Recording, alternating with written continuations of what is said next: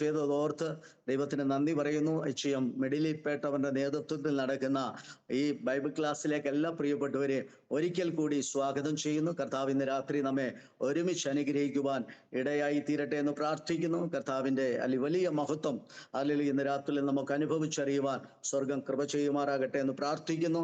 അതിൽ കടന്നു വന്ന എല്ലാ പ്രിയപ്പെട്ടവരോടുമുള്ള സ്നേഹത്തെയും വന്ദനത്തെ അറിയിക്കുന്നു. ദേവദാസന്മാർ, ദേവദാസിമാർ, വാത്സല്യ മാതാപിതാക്കൾ, സഹോദരങ്ങൾ എല്ലാവർക്കും വേഗം വരുന്നവനായ യേശു കർത്താവിൻ്റെ നാമത്തിലുള്ള സ്നേഹവന്ദനത്തെ അറിയിക്കുന്നു. ഇന്ന് രാത്രിയിൽ നമുക്ക് ദൈവസന്നിധിയിൽ കടന്നു വരുവാൻ കർത്താവ് കൃപ ചെയ്തല്ലോ. അത് ഓർത്ത് നമുക്ക് കർത്താവിന് നന്ദി പറയാം. ഈ ജനുവരി മാസം അവസാന ഇനി ഒരു ചൊവ്വാഴ്ച കൂടി മാത്രം ശേഷിക്കുമ്പോൾ നമ്മളെ ഇത്രത്തോളം പരിപാലിച്ചല്ലോ, ഇത്രത്തോളം സൂക്ഷിച്ചല്ലോ. ദൈവത്തിന്റെ എല്ലാ വിശ്വസ്തതകൾക്കായി ദൈവത്തിന് നന്ദി പറയാം. ഇന്ന് രാത്രി പാർശ്വങ്ങളിലായി നമുക്ക് പ്രാർത്ഥിക്കാം. കർത്താവ് ഇന്ന് രാത്രി ശക്തീകരിക്കേണ്ടതിനായി, ബലപ്പെടുത്തേണ്ടതിനായി, ആത്മാവിന്റെ നിയോഗത്തോട് ഇന്ന് രാത്രി സൂക്ഷിപ്പാൻ കർത്താവ് ഇടയാക്കേണ്ടതിനായി നമുക്ക് ദൈവസന്നിധിയിൽ പ്രാർത്ഥിക്കാം. കടന്നു വരുവാൻ ആഗ്രഹിക്കുന്നവരെല്ലാം വേഗത്തിൽ ജോയിൻ ചെയ്യുവാൻ ഇടയാകേണ്ടതിനായി നമുക്ക് പ്രാർത്ഥിക്കാം. നെറ്റിന്റെ ഒന്നും യാതൊരു ഇഷ്യൂസുകളും ഇല്ലാതെ എല്ലാവർക്കും ഇന്ന് രാത്രി മീറ്റിംഗിൽ സംബന്ധിച്ച് അനുഗ്രഹം പ്രാപിച്ചു മടങ്ങുവാൻ ഇടയാകേണ്ടതിനായി നമുക്ക് ദൈവസന്നിധിയിൽ പ്രാർത്ഥിക്കുന്നത്. ആരാധന ലീഡ് ചെയ്യുന്ന കർത്താവിന്റെ ദാസിമാരെ ഓർത്ത് ദൈവത്തിന് നന്ദി പറയാം. കർത്താവിനെ സ്തുതിക്കാം, അവർക്ക് വേണ്ടി പ്രാർത്ഥിക്കാം. ഇന്നത്തെ എല്ലാ ശുശ്രൂഷകളും പരിശുദ്ധാത്മാവ് തന്നെ നിയന്ത്രിക്കേണ്ടതിനായി നമുക്ക് ദൈവസന്നിധിയിൽ പ്രാർത്ഥിക്കാം. എല്ലാവരും വളരെ പ്രാർത്ഥനയോടെ ദിവസങ്ങളിലായിരിക്കുമ്പോൾ ഈശോ അങ്കിളെ തുടർന്നുള്ള മീറ്റിംഗിന്റെ അനുഗ്രഹത്തിനായി പ്രാർത്ഥിക്കും.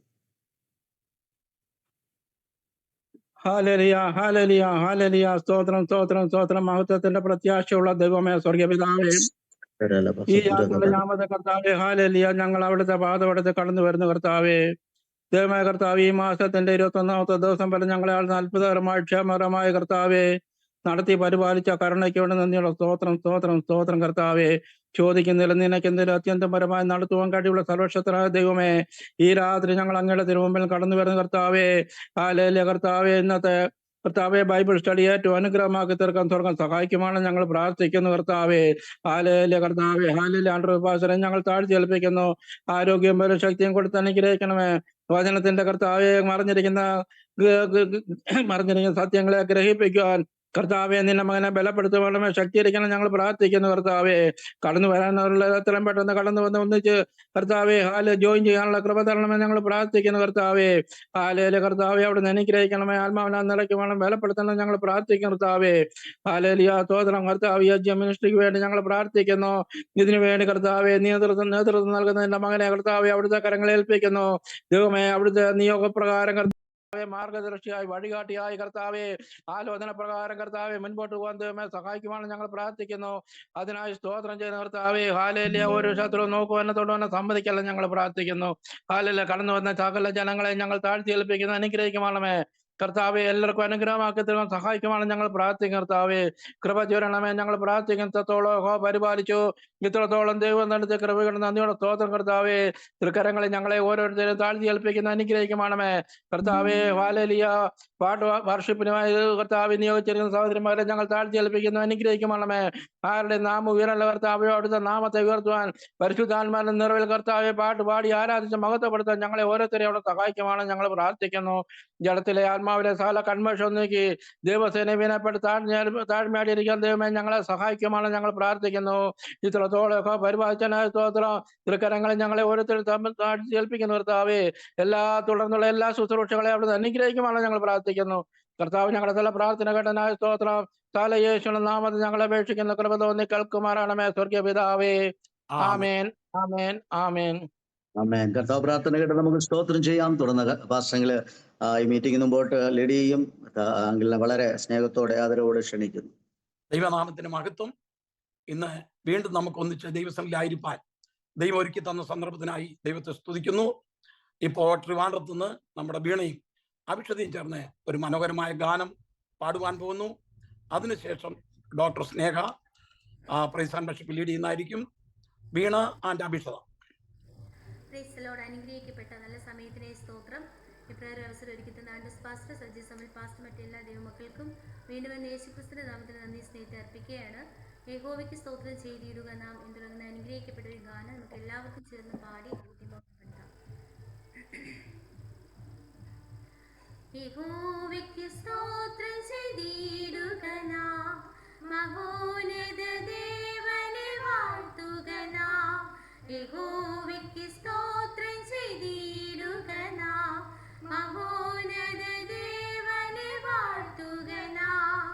തന്റെയാ എന്നേക്കുമുള്ളതല്ലോ വൻകൃപ തന്നു നടത്തുന്നല്ലോ. തന്റെയാ എന്നേക്കുമുള്ളതല്ലോ വൻകൃപ തന്നു നടത്തുന്നല്ലോ. ഭക്തരവൻ കൃപയ്ക്കൊത്തതുപോൽ നിത്യവും തൻ സ്തുതി പാടിടട്ടെ. ഭക്തരവൻ കൃപയ്ക്കൊത്തതുപോൽ നിത്യവും തൻ സ്തുതി പാടിടട്ടെ. യഹോവയ്ക്ക് സ്തോത്രം ചെയ്തിടുക നാം, മഹോന്നത ദേവനെ വാഴ്ത്തുക നാം. യഹോവയ്ക്ക് സ്തോത്രം ചെയ്തിടുക നാം, മഹോന്നത ദേവനെ വാഴ്ത്തുക നാം.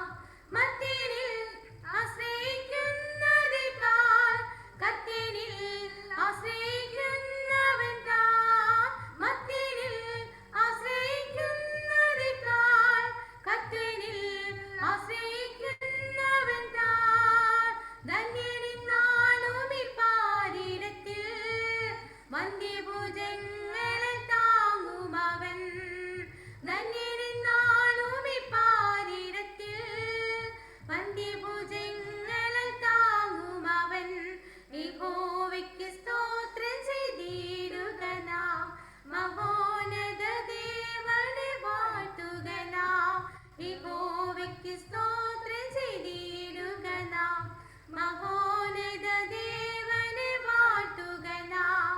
സ്നേഹത്തിൻ ശാസനകൾ വരുമ്പോൾ ഭാരങ്ങൾ വൃത്തിനെ മൂടിടുമ്പോൾ. സ്നേഹത്തിൻ ശാസനകൾ വരുമ്പോൾ ഭാരങ്ങൾ വൃത്തിനെ മൂടിടുമ്പോൾ. കാരുണ്യമേറും പൊൻകരത്താൽ താങ്ങി നടത്തിടും വൻകൃപയാൽ. കാരുണ്യമേറും പൊൻകരത്താൽ താങ്ങി നടത്തിടും വൻകൃപയാൽ. യഹോവയ്ക്ക് സ്തോത്രം ചെയ്തിടുക നാം, മഹോന്നത ദേവനെ വാഴ്ത്തുക നാം. യഹോവയ്ക്ക് സ്തോത്രം ചെയ്തിടുക നാം, മഹോന്നത ദേവനെ വാഴ്ത്തുക നാം. എന്നാലും എന്തെന്തു യാചിക്കിലും എപ്പോഴും നൽകിടുന്നായതെല്ലാം. എന്നാലും എന്തെന്തു യാചിക്കിലും എപ്പോഴും നൽകിടുന്നായതെല്ലാം. പ്രാർത്ഥന കേൾക്കും നായകൻ താൻ, വാക്കുമാറാത്ത വല്ലഭനാ. പ്രാർത്ഥന കേൾക്കും നായകൻ താൻ, വാക്കുമാറാത്ത വല്ലഭനാ. യഹോവയ്ക്ക് സ്തോത്രം ചെയ്തിടുക നാം, മഹോന്നത ദേവനെ വാഴ്ത്തുക നാം. യഹോവയ്ക്ക് സ്തോത്രം ചെയ്തിടുക നാം, മഹോന്നത ദേവനെ വാഴ്ത്തുക നാം.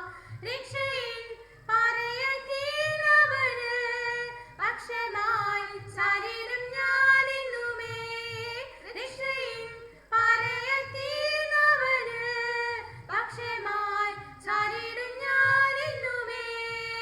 തന്റെ എന്നും കീർത്തിക്കുമേ, തന്നാമം വാഴ്ത്തി വണങ്ങിടുമേ. തന്റെ എന്നും കീർത്തിക്കുമേ, തന്നാമം വാഴ്ത്തി വണങ്ങിടുമേ. യഹോവയ്ക്ക് സ്തോത്രം ചെയ്തിടുക നാം, മഹോന്നത ദേവനെ വാഴ്ത്തുക നാം. യഹോവയ്ക്ക് സ്തോത്രം ചെയ്തിടുക നാം, മഹോന്നത ദേവനെ വാഴ്ത്തുക നാം. യഹോവയ്ക്ക് സ്തോത്രം ചെയ്തിടുക നാം, മഹോന്നത ദേവനെ വാഴ്ത്തുക നാം. Praise the Lord. Thank you Veena Abhishatha. വളരെ മനോഹരമായ ഗാനം നമ്മളെ സന്തോഷിപ്പിച്ചു. തുടർന്ന് ഡോഗയിൽ നിന്ന് ഡോക്ടർ സ്നേഹ ഷോയി പ്ലാറ്റ്ഫോമിലേക്ക് കടന്നു വന്ന് പ്രൈസ് ആൻഡ് വർഷിപ്പ് ലീഡ് ചെയ്യാൻ പോകുന്നു. ഒരു 20-25 മിനിറ്റ് തൻ്റെ മകൾക്ക് സമയമുണ്ട്. നമുക്ക് എല്ലാവർക്കും തൻ്റെ മകളോട് ചേർന്ന് ആരാധിക്കാം. Doctor Sneha Shoy. Praise the Lord. Thank you, Richard. Hallelujah. Praise the Lord. ഒരുമിച്ചുള്ള ആരാധന ഇന്ന് രാത്രികാലം സ്വർഗീയ മണ്ഡലങ്ങളെ ദൈവത്തിന്റെ ആത്മാവ് തുറന്ന് ദൈവസാന്നിധ്യം ഒരു പെരുമഴ പോലെ നമ്മുടെ മധ്യേ പെയ്തിറങ്ങി. ഹല്ലേലൂയ. നമ്മുടെ മധ്യേ ദൈവിക അത്ഭുതങ്ങൾ, അടയാളങ്ങൾ, വീര്യപ്രവർത്തികൾ ദൈവത്തിന്റെ പരിശുദ്ധാത്മാവോട് നയിക്കുവാൻ നമ്മളെ തന്നെ ഇന്ന് രാത്രികാലം ആരാധന നിമിഷങ്ങളിൽ സമർപ്പിച്ചു കൊടുക്കാം. ഹല്ലേലൂയ. നമ്മുടെ കർത്താവ് ആരാധനയ്ക്ക് യോഗ്യനാണ്. ഹല്ലേലൂയ. ദൈവ വിശുദ്ധന്മാരുടെ സംഘത്തിൽ ഏറ്റവും ഭയങ്കരനും അവന്റെ ചുറ്റിലുമുള്ള എല്ലാവർക്കും മീതെ ഭയപ്പെടുവാൻ യോഗ്യനെന്ന് വചനം പറയുന്നത് പോലെ ഹല്ലേലൂയ, ഭയപ്പെടാൻ, ഹല്ലേലൂയ, ബഹുമാനിക്കുവാൻ യോഗ്യനായ ഹല്ലേലൂയ ദൈവത്തിന്റെ സാന്നിധ്യം നമ്മുടെ മധ്യേ ഇറങ്ങി വന്നിട്ടുണ്ട്. ഹല്ലേലൂയ. ആ മഹത്വത്തിന്റെ രാജാവായ കർത്താവിന്റെ സന്നിധിയിൽ ഹല്ലേലൂയ നമ്മളെ തന്നെ പൂർണ്ണമായി ഏൽപ്പിച്ച് രാജാതിരാജാവും കർത്താതി കർത്താവും ദേവാദിദേവനുമായി ആക്കപ്പെട്ട കുഞ്ഞാടിനെ നമുക്ക് പൂർണ്ണതയോട് ആരാധിക്കാം. ശമനഹർത്തരല്ലാതെ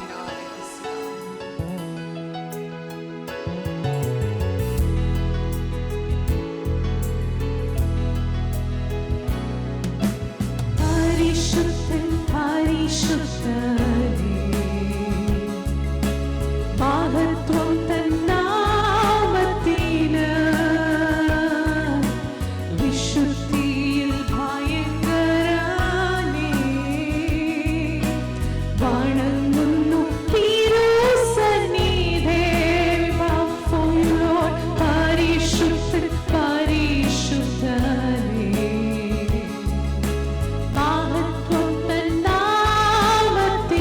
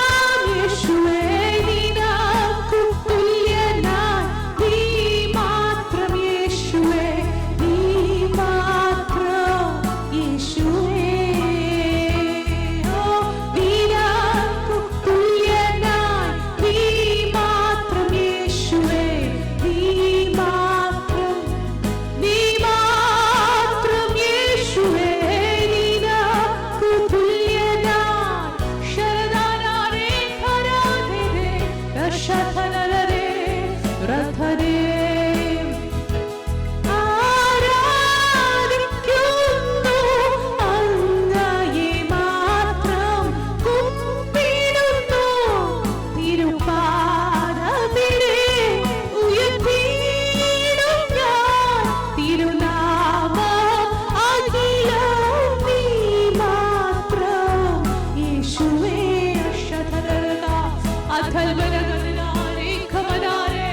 വിശുദ്ധിയിൽ ഭയങ്കരനെ ഞങ്ങൾ അങ്ങേ ആരാധിക്കുന്നു ആരാധിക്കുന്നു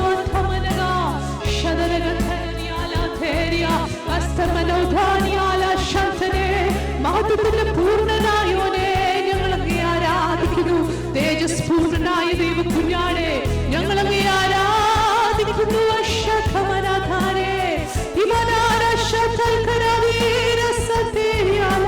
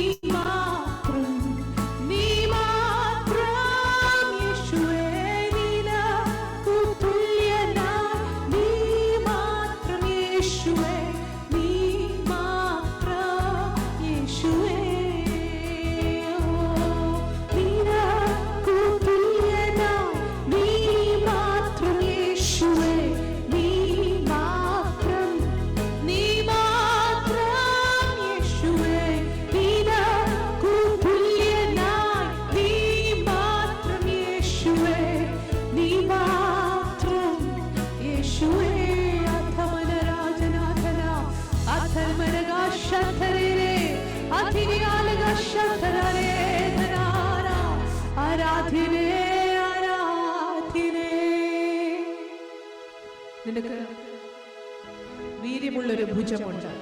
നിന്റെ കൈ ബലമുള്ളതും നിന്റെ വലക്കൈ ഉന്നതവുമാകുന്നു. നീതിയും ന്യായവും നിന്റെ സിംഹാസനത്തിന്റെ അടിസ്ഥാനമാകുന്നു. ദയയും വിശ്വസ്തതയും നിനക്ക് മുമ്പായി നടക്കുന്നു. നമ്മുടെ കർത്താവ് മേഘാരുടനായി വേഗം വരും. ഹല്ലേലൂയ. സകല കണ്ണുകളും അവനെ കുത്തിത്തുളച്ചവരും. Hallelujah hallelujah. അവൻ മേഘാരുടനായി വരുന്നത് കാണും.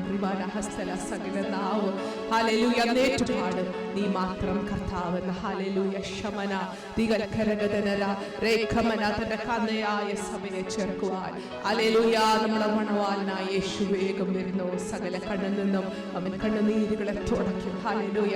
തന്റെ മാറോട് നമ്മളെ ചേർത്ത് ഹല്ലേലൂയ. നമ്മുടെ റെട്ടുകളെ അഴിച്ച് നമ്മളെ സന്തോഷമുടിപ്പിച്ച് തേജസ്സിന്റെ വസ്ത്രം നമ്മളെ അണിയിക്കുന്ന ദിനം. ഹല്ലേലൂയ. ഒട്ടും താമസമല്ലല്ലോ.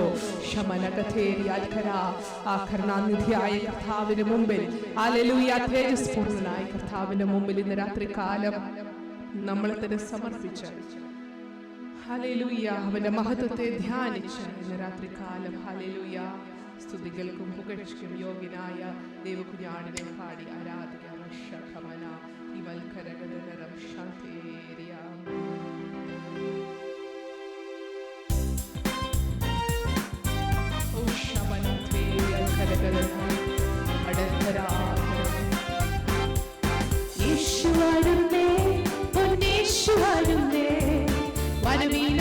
വചനം പോലി ഒരുങ്ങിടുന്നുവോ? വരവീനായി തൻ വചനം പോലി ഒരുങ്ങിടുന്നുവോ? ഇവിടെ കയറി വരുവീനെന്ന ദൈവശബ്ദം അതിനു വേണ്ടി ഉണർന്നു നീ ഒരുങ്ങിടുന്നുവോ? ഇവിടെ കയറി വരുവീനെന്ന ദൈവശബ്ദം അതിനു വേണ്ടി ഉണർന്നു നീ ഒരുങ്ങിടുന്നുവോ? യേശു വരുന്നേ, പൊന്നേശു വരുന്നേ, വചനം പോലി ഒരുങ്ങിടുന്നുവോ? വരവീനായി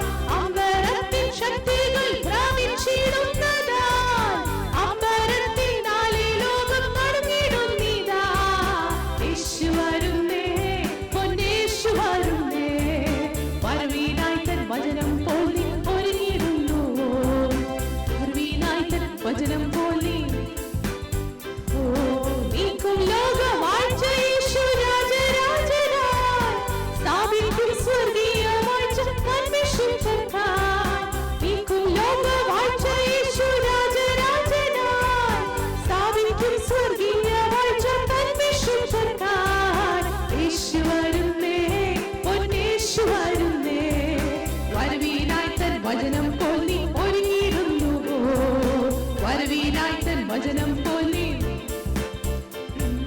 മുൾമുടി അണിഞ്ഞു രക്തധാരിയായവൻ, പൊൻകിരീടം ചൂടി തേജസ്പൂർണ്ണനായിതാ.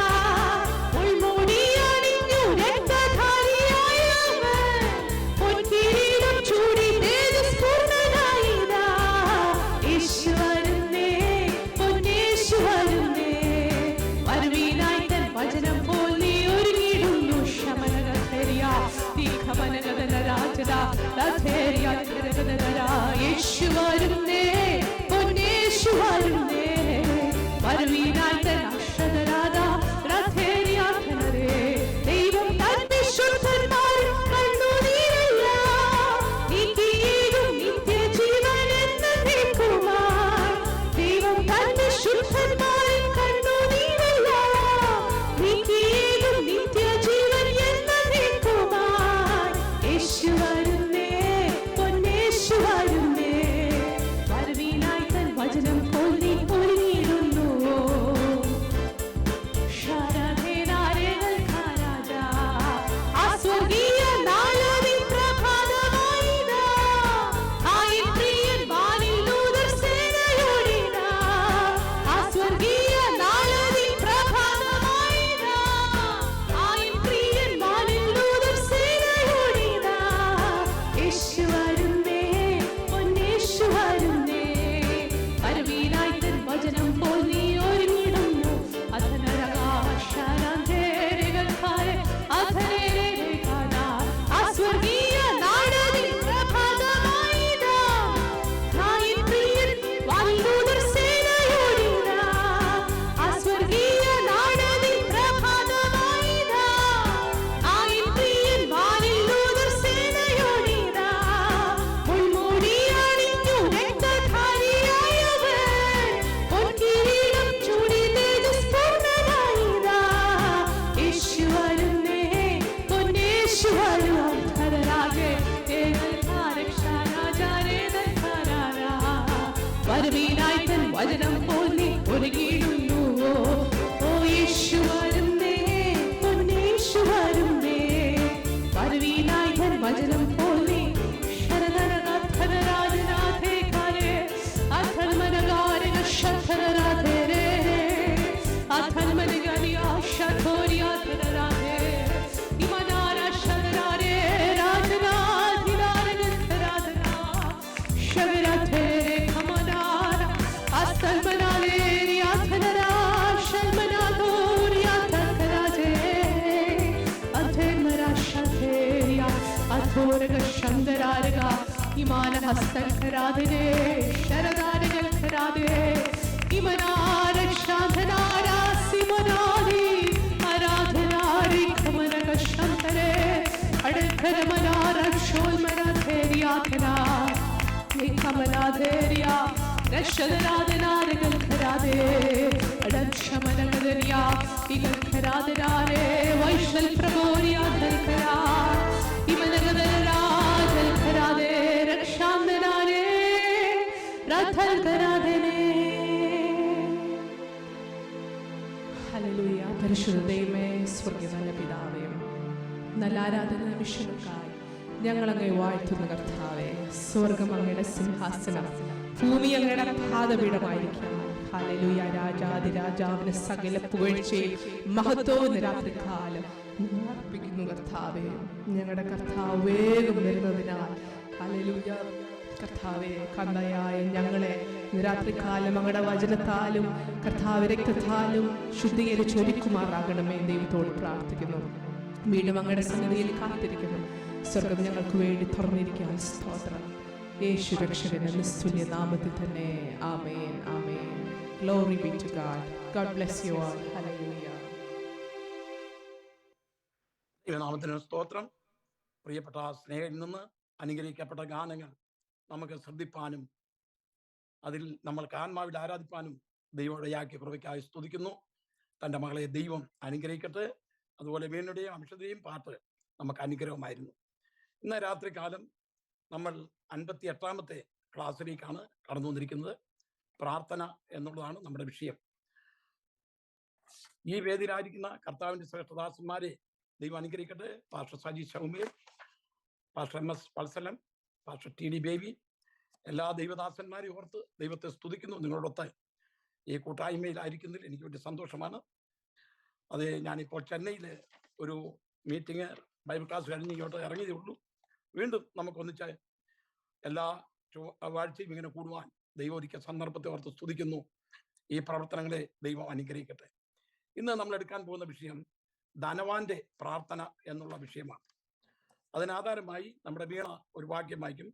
ലൂക്കോസിന്റെ സുവിശേഷം 16-ാം അധ്യായം 24 മുതൽ 30 വരെയുള്ള വാക്യങ്ങൾ. ലൂക്കോസ് 16-ന്റെ 24 മുതൽ 30 വരെ. അബ്രഹാം പിതാവേ, എന്നോട് കനിവുണ്ടാകണമേ. ലാസർ വിരലിന്റെ അറ്റം വെള്ളത്തിൽ മുക്കി എന്റെ നാവിനെ തണുപ്പിക്കേണ്ടതിന് അവനെ അയക്കണമേ. ഞാൻ ഈ ജ്വാലയിൽ കിടന്ന് വേദന അനുഭവിക്കുന്നു എന്ന് വിളിച്ചു പറഞ്ഞു. അബ്രഹാം, മകനെ, നിന്റെ ആയുസ്സിൽ നീ നന്മയും ലാസർ അവണ്ണം തിന്മയും പ്രാപിച്ചു എന്ന് ഓർക്കാം. ഇപ്പോൾ അവൻ ഇവിടെ ആശ്വസിക്കുന്നു, നീയോ വേദന അനുഭവിക്കുന്നു. അത്രയുമല്ല, ഞങ്ങൾക്ക് നിങ്ങൾക്ക് നടുവെ വലിയൊരു പിളർപ്പുണ്ടാക്കിയിരിക്കുന്നു. ഇവിടെ നിന്ന് നിങ്ങളുടെ അടുക്കൽ കടന്നു വരുവാൻ ഇച്ഛിക്കുന്നവർക്ക് കഴിവില്ല, അവിടെ നിന്ന് ഞങ്ങളുടെ അടുക്കൽ കടന്നു വരുവാനും പാടില്ല എന്ന് പറഞ്ഞു. അതിന് അവൻ, എന്നാൽ പിതാവേ, അവനെ എൻ്റെ അപ്പൻ്റെ വീട്ടിൽ അയക്കണമെന്ന് ഞാൻ അപേക്ഷിക്കുന്നു. എനിക്ക് 5 സഹോദരന്മാരുണ്ട്, അവരും ഈ യാതന സ്ഥലത്ത് വരാതിരിപ്പാൻ അവൻ അവരോട് സാക്ഷ്യം പറയട്ടെ എന്ന് പറഞ്ഞു. അബ്രഹാം അവനോട്, അവർക്ക് മോശയും പ്രവാചകന്മാരും ഉണ്ടല്ലോ, അവരുടെ വാക്ക് അവർ കേൾക്കട്ടെ എന്ന് പറഞ്ഞു. അതിന് അവൻ, അല്ലല്ല അബ്രഹാം പിതാവേ, മരിച്ചവരിൽ നിന്ന് ഒരുത്തനെ എഴുന്നേറ്റ് അവരുടെ അടുക്കൽ ചെന്നു എങ്കിൽ അവർ മാനസാന്തരപ്പെടും എന്ന് പറഞ്ഞു. നമ്മൾ വായിച്ച വേദഭാഗം നമുക്ക് എല്ലാവർക്കും അറിയാവുന്ന ഒരു ഭാഗമാണ്. നമ്മുടെ കർത്താവായ യേശു ക്രിസ്തു അനേക ഉപമകൾ ദൈവത്തിന്റെ വചനത്തിൽ സുവിശേഷങ്ങളിൽ പറഞ്ഞതായി നമുക്ക് കാണുവാൻ കഴിയും. യേശു ഉപമ കൂടാതെ ഒന്നും പറഞ്ഞിട്ടില്ല എന്നും ഒരു സുവിശേഷകൻ എഴുതിയിട്ടുണ്ട്. യേശു ക്രിസ്തു ഉപയോഗിച്ചിരിക്കുന്ന ഉപമകളെല്ലാം ദൈവവചനത്തെയും ദൈവരാജ്യത്തെയും ഉദ്ദേശിച്ച് പറഞ്ഞിട്ടുള്ള വളരെ അർത്ഥവത്തായ ഉപമകളാണ്. അതിലൊന്നും എഡിറ്റ് ചെയ്യാൻ തക്കൊണ്ടില്ല. നമ്മുടെ കർത്താവായ യേശു ക്രിസ്തുവിന്റെ തിരുവായ് മൊഴിഞ്ഞ് അരുളി ചെയ്ത ഈ ഉപമകൾ നമുക്ക് ഏറ്റവും പ്രയോജനപ്പെടുന്നു. എന്നാൽ ഇവിടെ വായിക്കുന്ന ധനവാനും ലാസറും എന്നുള്ള വിഷയം അത് വളരെ ചിന്തനീയമായ ഒരു വിഷയമാണ്. ആ വിഷയത്തിൽ നമ്മൾ ചിന്തിക്കാൻ പോകുന്നത് ധനവാന്റെ ഈ ഭാഗം 2 ഭാഗമായി ഇവിടെ തിരിച്ചിട്ടുണ്ട്. ലൂക്കോസിന് ശേഷം 16-ാം അധ്യായത്തിൽ ധനവാന്റെ ഈ ചരിത്രം 2 ഭാഗമായി കർത്താവ് തിരിച്ചു സംസാരിച്ചിരിക്കുന്നു. 1-ാം ഭാഗം 19 മുതലുള്ള വാക്യം വായിച്ചു. നമ്മള് ധനവാനായ ഒരു മനുഷ്യനുണ്ടായിരുന്നു. അവൻ ധൂമ്രവസ്ത്രവും പട്ടും ധരിച്ച് ദിനംപ്രതി ആഡംബരത്തോടെ സുഖിച്ചുകൊണ്ടിരുന്നു. ലാസർ എന്ന പേരുള്ള ഒരു ദരിദ്രൻ വ്രണം നിറഞ്ഞവനായി അവന്റെ പടിപ്പുരയ്ക്കൽ കിടന്നു. ധനവാന്റെ മേശയിൽ നിന്ന് വീഴുന്നത് തിന്ന് വിശപ്പടക്കുവാൻ ആഗ്രഹിച്ചു. നായ്ക്കളും വന്ന് അവന്റെ വ്രണം നക്കും. ആ ദരിദ്രൻ മരിച്ചപ്പോൾ ദൂതന്മാർ അവനെ അബ്രഹാമിന്റെ മടിയിലേക്ക് കൊണ്ടുപോയി. ധനവാനും മരിച്ച് അടക്കപ്പെട്ടു. പാതാളത്തിൽ യാതന അനുഭവിക്കുമ്പോൾ മേലോട്ട് നോക്കി ദൂരത്ത് നിന്ന് അബ്രഹാമിനെയും അവന്റെ മടിയിൽ ലാസറിനെയും കണ്ടു. മതി. 2 ഭാഗമായി നമുക്ക് തിരിക്കുവാൻ തക്കൊണ്ട് കഴിയും. ഇവരുടെ അവസാന രംഗങ്ങളാണ് ഇതിൽ പ്രധാനമായി വിവരിച്ചിരിക്കുന്നത്. ആദ്യത്തെ ഭാഗം 2 പേരുടെയും സ്ഥിതികൾ പ്രസ്താവിച്ചിരിക്കുന്നു. ധനവാൻ യാതനാ സ്ഥലത്ത് കിടന്ന് പ്രാർത്ഥിച്ച 3 പ്രാർത്ഥനകൾ ഈ ഭാഗത്ത് വിവരിച്ചിട്ടുണ്ട്. നമ്മളത് അടുക്കായിട്ട് ചിന്തിക്കാൻ തക്കൊണ്ട് പോവുകയാണ്. ഇത് ഒരു ഉപമയല്ല, ചരിത്രമാണെന്ന് സ്ഥാപിക്കുവാൻ തക്കൊണ്ണം അതേ വേദപണ്ഡിതന്മാർ ഉദ്യമിച്ചിട്ടുണ്ട്. അത് ചരിത്രമാണെന്ന് പറയാൻ കാരണം കർത്താവായ യേശു ക്രിസ്തുവിന്റെ ഒരു ഉപമയിലും ആരുടെയും പേര് പറഞ്ഞിട്ടില്ല. എല്ലാ മറ്റുള്ള ഉപമകളെല്ലാം ഒന്ന് വായിച്ചു നോക്കാമെങ്കിൽ ഒരു ഉപമയിലും യേശു ക്രിസ്തു ഒരുത്തരുടെയും പേര് പറഞ്ഞിട്ടില്ല. എന്നാൽ ഈ ഉപമയിൽ ലാസറിന്റെ പേര് പറഞ്ഞിട്ടുണ്ട്. അപ്പൊ ലാസർ ഈ ഭാഗം ഒരു ചരിത്ര സംഭവമാണെന്ന് വേദപണ്ഡിതന്മാർ തെളിയിക്കുന്നുണ്ട്. അത് തന്നെയല്ല, ഈ ഭാഗത്തെ അബ്രഹാം പിതാവ് അവസാനം സംസാരിക്കുമ്പോൾ അവർക്ക് മോശയും പ്രവാചകന്മാരും ഉണ്ടല്ലോ എന്ന് ഒരു വാക്ക് ഉപയോഗിച്ചിട്ടുണ്ട്.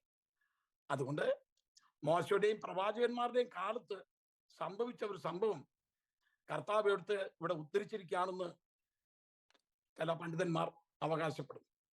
അപ്പൊ അത് ഉപമയാണെങ്കിലും ചരിത്രമാണെങ്കിലും നമുക്ക് പഠിക്കാൻ തക്കണുള്ളത്, ഈ ലോകത്ത് ജീവിച്ചിരിക്കുമ്പോൾ മാത്രമാണ് നമുക്ക് തെരഞ്ഞെടുപ്പിന്റെ ഒരു സമയം. ആ തെരഞ്ഞെടുപ്പ് നമ്മൾ ഇവിടെ വെച്ച് എങ്ങോട്ട് പോകണം? രണ്ട് വഴിയേ ഉള്ളൂ, ഒന്നിൽ സ്വർഗം അല്ലെങ്കിൽ നരകം. ഇവിടെ വെച്ച് തന്നെയാണ് അതിന്റെ തെരഞ്ഞെടുപ്പ് നമ്മൾ എടുക്കേണ്ടത്. ആ തെരഞ്ഞെടുപ്പ് ഒന്നിൽ ബർബാസ് അല്ലെങ്കിൽ യേശു. രക്ഷിക്കപ്പെടുന്ന ഒരു വ്യക്തിക്ക് മാത്രമേ അബ്രഹാമിന്റെ മടിയിലേക്ക് പോകാൻ തക്കണൊക്കത്തു. അബ്രഹാമിന്റെ മടി എന്ന് വിശേഷിപ്പിച്ചിരിക്കുന്നത് പർദീസയെ കുറിച്ചാണ്. അത് മുന്നോട്ട് വരുമ്പോൾ ഞാനത് തെളിയിക്കാം. എന്നാൽ യാതനാ സ്ഥലം, ഇപ്പൊ ധനവാൻ യാതനാ സ്ഥലത്ത് എത്തിയിരിക്കുന്നു. ധനവാന്റെ അപകട നില നമുക്കിവിടെ മനസ്സിലാക്കുവാൻ തക്കൊണ്ട് കഴിയും. ധനം ഒരിക്കലും അപകടമല്ല. എന്നാൽ ധനത്തിൽ കൂടുതൽ ആശ്രയിച്ച് പ്രശംസിക്കുന്നതാണ് അവന്റെ ജീവിതത്തിൽ വന്ന പരാജയം. പഴയ നിമിത്തം ഇങ്ങനെ ഒരു വാക്യമുണ്ട്, ധനവാൻ തന്റെ ധനത്തിൽ പ്രശംസിക്കരുത്, ജ്ഞാനി തന്റെ ജ്ഞാനത്തിൽ പ്രശംസിക്കരുത്, യൗവനക്കാർ തങ്ങളുടെ യൗവനത്തിൽ ചാഞ്ചാടരുത്, സൗന്ദര്യവതികൾ തങ്ങളുടെ സൗന്ദര്യത്തിൽ പുകഴരുത്. ഇങ്ങനെയൊക്കെയുള്ളതായ തിരുവചന ഭാഗങ്ങളും ഒക്കെ നമുക്ക് കാണുവാൻ തക്കൊണ്ട് കഴിയുന്നു. പ്രശംസിക്കുന്നെങ്കിൽ നമ്മുടെ കർത്താവിൽ പ്രശംസിക്കണം. നമുക്ക് എന്തെങ്കിലും പ്രശംസ ഉണ്ടെങ്കിൽ ദൈവത്തിന് മാത്രമേ ഉള്ളൂ. നമുക്ക് ആരോഗ്യം തന്നത്, നമുക്ക് സൗഖ്യം തന്നത്, നമ്മുടെ ശരീരത്തിന്റെ ഘടനകളെല്ലാം അതാത് സ്ഥാനങ്ങളിൽ ക്രമീകരിച്ച് നമ്മളെ വഴി നടത്തുന്ന ദൈവത്തിനാണ് നമ്മൾ പ്രശംസിക്കേണ്ടത്. നമ്മുടെ ആരോഗ്യത്തിൽ നമ്മൾ പ്രശംസിക്കാൻ പാടില്ല. ദൈവം തന്നെ ആരോഗ്യം. എത്ര ധനവാനാണെങ്കിലും ദൈവം ഒന്ന് തൊട്ടു കഴിഞ്ഞാൽ നമ്മുടെ ജീവിതത്തിന്റെ ആ സിസ്റ്റം എല്ലാം തകരുകയാണ്. ആകയാൽ ദൈവം നമുക്ക് തന്നിരിക്കുന്ന ധനം, ദൈവം നമുക്ക് തന്നിരിക്കുന്ന ജോലി, ദൈവം നമുക്ക് തന്നിരിക്കുന്ന ആരോഗ്യം, ഇതിൽ ദൈവത്തിന് മഹത്വം കരയറ്റുക എന്നുള്ളതാണ്. അബ്രഹാം ഒരു ധനവാനായിരുന്നു. അബ്രഹാം ധനവാനായിരുന്നുകൊണ്ട് അബ്രഹാമിന് അത് ദോഷം ചെയ്തില്ല. അങ്ങനെ ധനവാന്മാരായ പല വ്യക്തികളെ തിരുവനന്തപുരത്ത് നമുക്ക് കാണുവാൻ കഴിയും. ഇയ്യോബ് തന്റെ ജീവിതത്തിൽ ഏറ്റവും വലിയൊരു ധനവാനായിരുന്നു. പിന്നീടുണ്ടായ പരീക്ഷകളൊക്കെ നമുക്കറിയാം. അവൻ അന്ത്യകാലത്ത് മരിച്ചപ്പോൾ അത് ഏറ്റവും വലിയ ധനമുള്ളവനായിട്ടാണ് മരിപ്പാൻ കൊണ്ടേറ്റുന്നത്. എന്നാൽ കർത്താവ് പറഞ്ഞു, ധനവാൻ സ്വർഗരാജ്യത്തിൽ പ്രവേശിക്കുന്നത് എളുപ്പമല്ല. അങ്ങനെയാണെങ്കിൽ അതിനേക്കാൾ എളുപ്പം ഒട്ടകം സൂചിക്കുഴയിലൂടെ കടക്കുന്നതാണ് എളുപ്പം എന്ന് കർത്താവ് പറയുണ്ടായി. അപ്പൊ ധനം എന്ന് പറയുന്നത് നമ്മുടെ രക്ഷയ്ക്ക് ഒരു തടസ്സമല്ല. എന്നാൽ നമ്മൾ ദൈവത്തിൽ അഹങ്കരിക്കരുതെന്നുള്ളതാണ് ഈ വേദഭാഗം നമ്മളെ വിളിച്ചറിയിക്കുന്നത്. ഇവിടെ നമ്മൾ വായിക്കുന്നത്, ധനവാൻ ധൂമ്രവസ്ത്രവും ധരിച്ച് ആഡംബരത്തോടെ പട്ടും ധരിച്ച് ദിനം പ്രതി ആഡംബരത്തോടെ സുഖിച്ചു വന്നു. ആഡംബരത്തോടെ സുഖിച്ചു വരിക, ദൈവത്തിന് മഹത്വം കൊടുക്കുകയല്ല, ദൈവത്തിന് സന്ധി പ്രാർത്ഥിക്കുകയല്ല, ഈ ധനം തന്ന ദൈവത്തെ സ്തുതിക്കുകയല്ല അവൻ ചെയ്യുന്നത്. അവൻ ആഡംബരത്തോടെ ദൈവത്തെ ആഡംബരത്തോടെ തന്റെ ജീവിതം നയിക്കുകയായിരുന്നു ഈ ധനവാൻ. ലാസർ ആണെങ്കിൽ ഒരു പാവപ്പെട്ടവനായിരുന്നു. അവൻ ദൈവത്തെ വിളിക്കുന്നവനായിരുന്നു. ലാസർ ഈ ധനവാന്റെ പടിവാതിൽക്കൽ കടന്ന ഒരു വ്യക്തിയാണ്. അവൻ പ്രാർത്ഥിക്കുന്നവനായിരുന്നു. അവന്റെ ലാസറിന്റെ പ്രാർത്ഥന ഇവരെ കാണാൻ തക്കൊന്നും കഴിയുന്നില്ലെങ്കിലും അവൻ ദൈവമുള്ളവനായിരുന്നു, ദൈവത്തോട് അടുപ്പമുള്ളവനായിരുന്നു, മാനസാന്തരപ്പെട്ടവനായിരുന്നു, രക്ഷിക്കപ്പെട്ടവനായിരുന്നു. തന്റെ ജീവിതകാലത്ത് ദൈവത്തെ അറിഞ്ഞ ഒരു വ്യക്തിയായിരുന്നു ലാസറിന് നമുക്ക് മനസ്സിലാക്കാൻ കൊണ്ട് കഴിയും. എന്നാൽ ധനവാൻ സുഖിച്ചുകൊണ്ടിരുന്നു. ഒരിക്കൽ നെബൂഖദ്നേസർ രാജാവ് പറഞ്ഞു, ഞാൻ എന്റെ ധനമാഹാത്മ്യത്താൽ എന്റെ പ്രതാപത്തിന് വേണ്ടി ഞാൻ പണിത ബാബിലോൺ അല്ലയോ ഇത്. അവൻ തന്റെ ധനത്തിൽ പ്രശംസിക്കുകയാണ്. നേരത്തെ ആരാണ് ദൈവം എന്നുള്ളതൊക്കെ അവൻ വെളിപ്പെട്ട് അവന് മനസ്സിലാക്കിയതാണ്. ചന്ദ്രക്ക് മേശക്ക് അബേദ്നെഗോവിന്റെ ദൈവമെന്ന് മനസ്സിലാക്കിയതാണ്. അതേ ദൈവം ആരാണെന്ന് വ്യക്തമായി അവന്റെ മുമ്പിൽ ചൂണ്ടിക്കാട്ടുന്നതാണ്. എന്നാൽ അവന് വരാൻ പോകുന്ന അനുഭവങ്ങളെല്ലാം ആനിയൽ പ്രവാചകൻ മുഖാന്തരം അവനോട് പ്രവചിച്ചതാണ്. അവന് മാനസാന്തരപ്പെടുവാനും തന്നെ ക്രമീകരിപ്പാനും 12 മാസക്കാലം കൊടുത്താണ്. എന്നാൽ അവന്റെ ജീവിതത്തിൽ അത്രയും അവസരങ്ങൾ കൊടുത്തിട്ട്, ദൂതറിയിച്ചിട്ട്, നീ കാളയെ പോലെ പുല്ല് തിന്നും എന്നുള്ള വിഷയങ്ങളെല്ലാം അവനെ അറിയിച്ചിട്ടും അവൻ മാനസാന്തരപ്പെടാതെ അവനിപ്പോൾ രാജ സന്നിധിയിൽ കൂടെ ഉലാവിക്കൊണ്ട് അവന്റെ ധനത്തിൽ അവൻ പ്രശംസിക്കുകയാണ്. അവൻ പറയുന്ന ഒരു വാചകം മാറിയമുറി കൂടെ ഉലാത്തിക്കൊണ്ട് പറയാണ്, ഞാൻ എന്റെ ധനമഹാന്മത്താൽ എന്റെ പ്രതാപത്തിന് വേണ്ടി ഞാൻ പണിത മഹതിയാം ബാബിലോൺ അല്ലയോ ഇത്. ഇത് പറഞ്ഞപ്പോൾ തന്നെ ദൈവത്തിന്റെ ദൂതൻ അവനെ അടിച്ചു. കർത്താവിനെ ശിക്ഷിച്ചു. അവന്റെ ബുദ്ധിയെല്ലാം ദൈവം തമ്പുരാൻ എടുത്തു കളഞ്ഞു. അവൻ മൃഗസ്വഭാവമുള്ളവനായി തീർന്നു. മനുഷ്യൻ കഴിക്കുന്ന ആഹാരം അവന് വേണ്ട. അതെ, ബിരിയാണിയും കാര്യങ്ങളൊക്കെ കൊണ്ട് വെച്ചാൽ അവനത് വേണ്ട. അവന് പുല്ല് മതി, കച്ചി മതി. അവൻ മൃഗത്തിന്റെ സ്വഭാവമുള്ളവനായി തീർന്നു. അങ്ങനെ മൃഗങ്ങൾ കിടക്കുന്ന പാർപ്പിടത്തിൽ അവൻ പോയി 7 വർഷക്കാലം താമസിക്കേണ്ടതായിട്ട് വന്നു. ഞാൻ പറഞ്ഞു വന്നൊരു താല്പര്യമുണ്ടല്ലോ, ദൈവം പല പ്രാവശ്യം വാണിംഗ് അവൻ ഓർത്താണ്.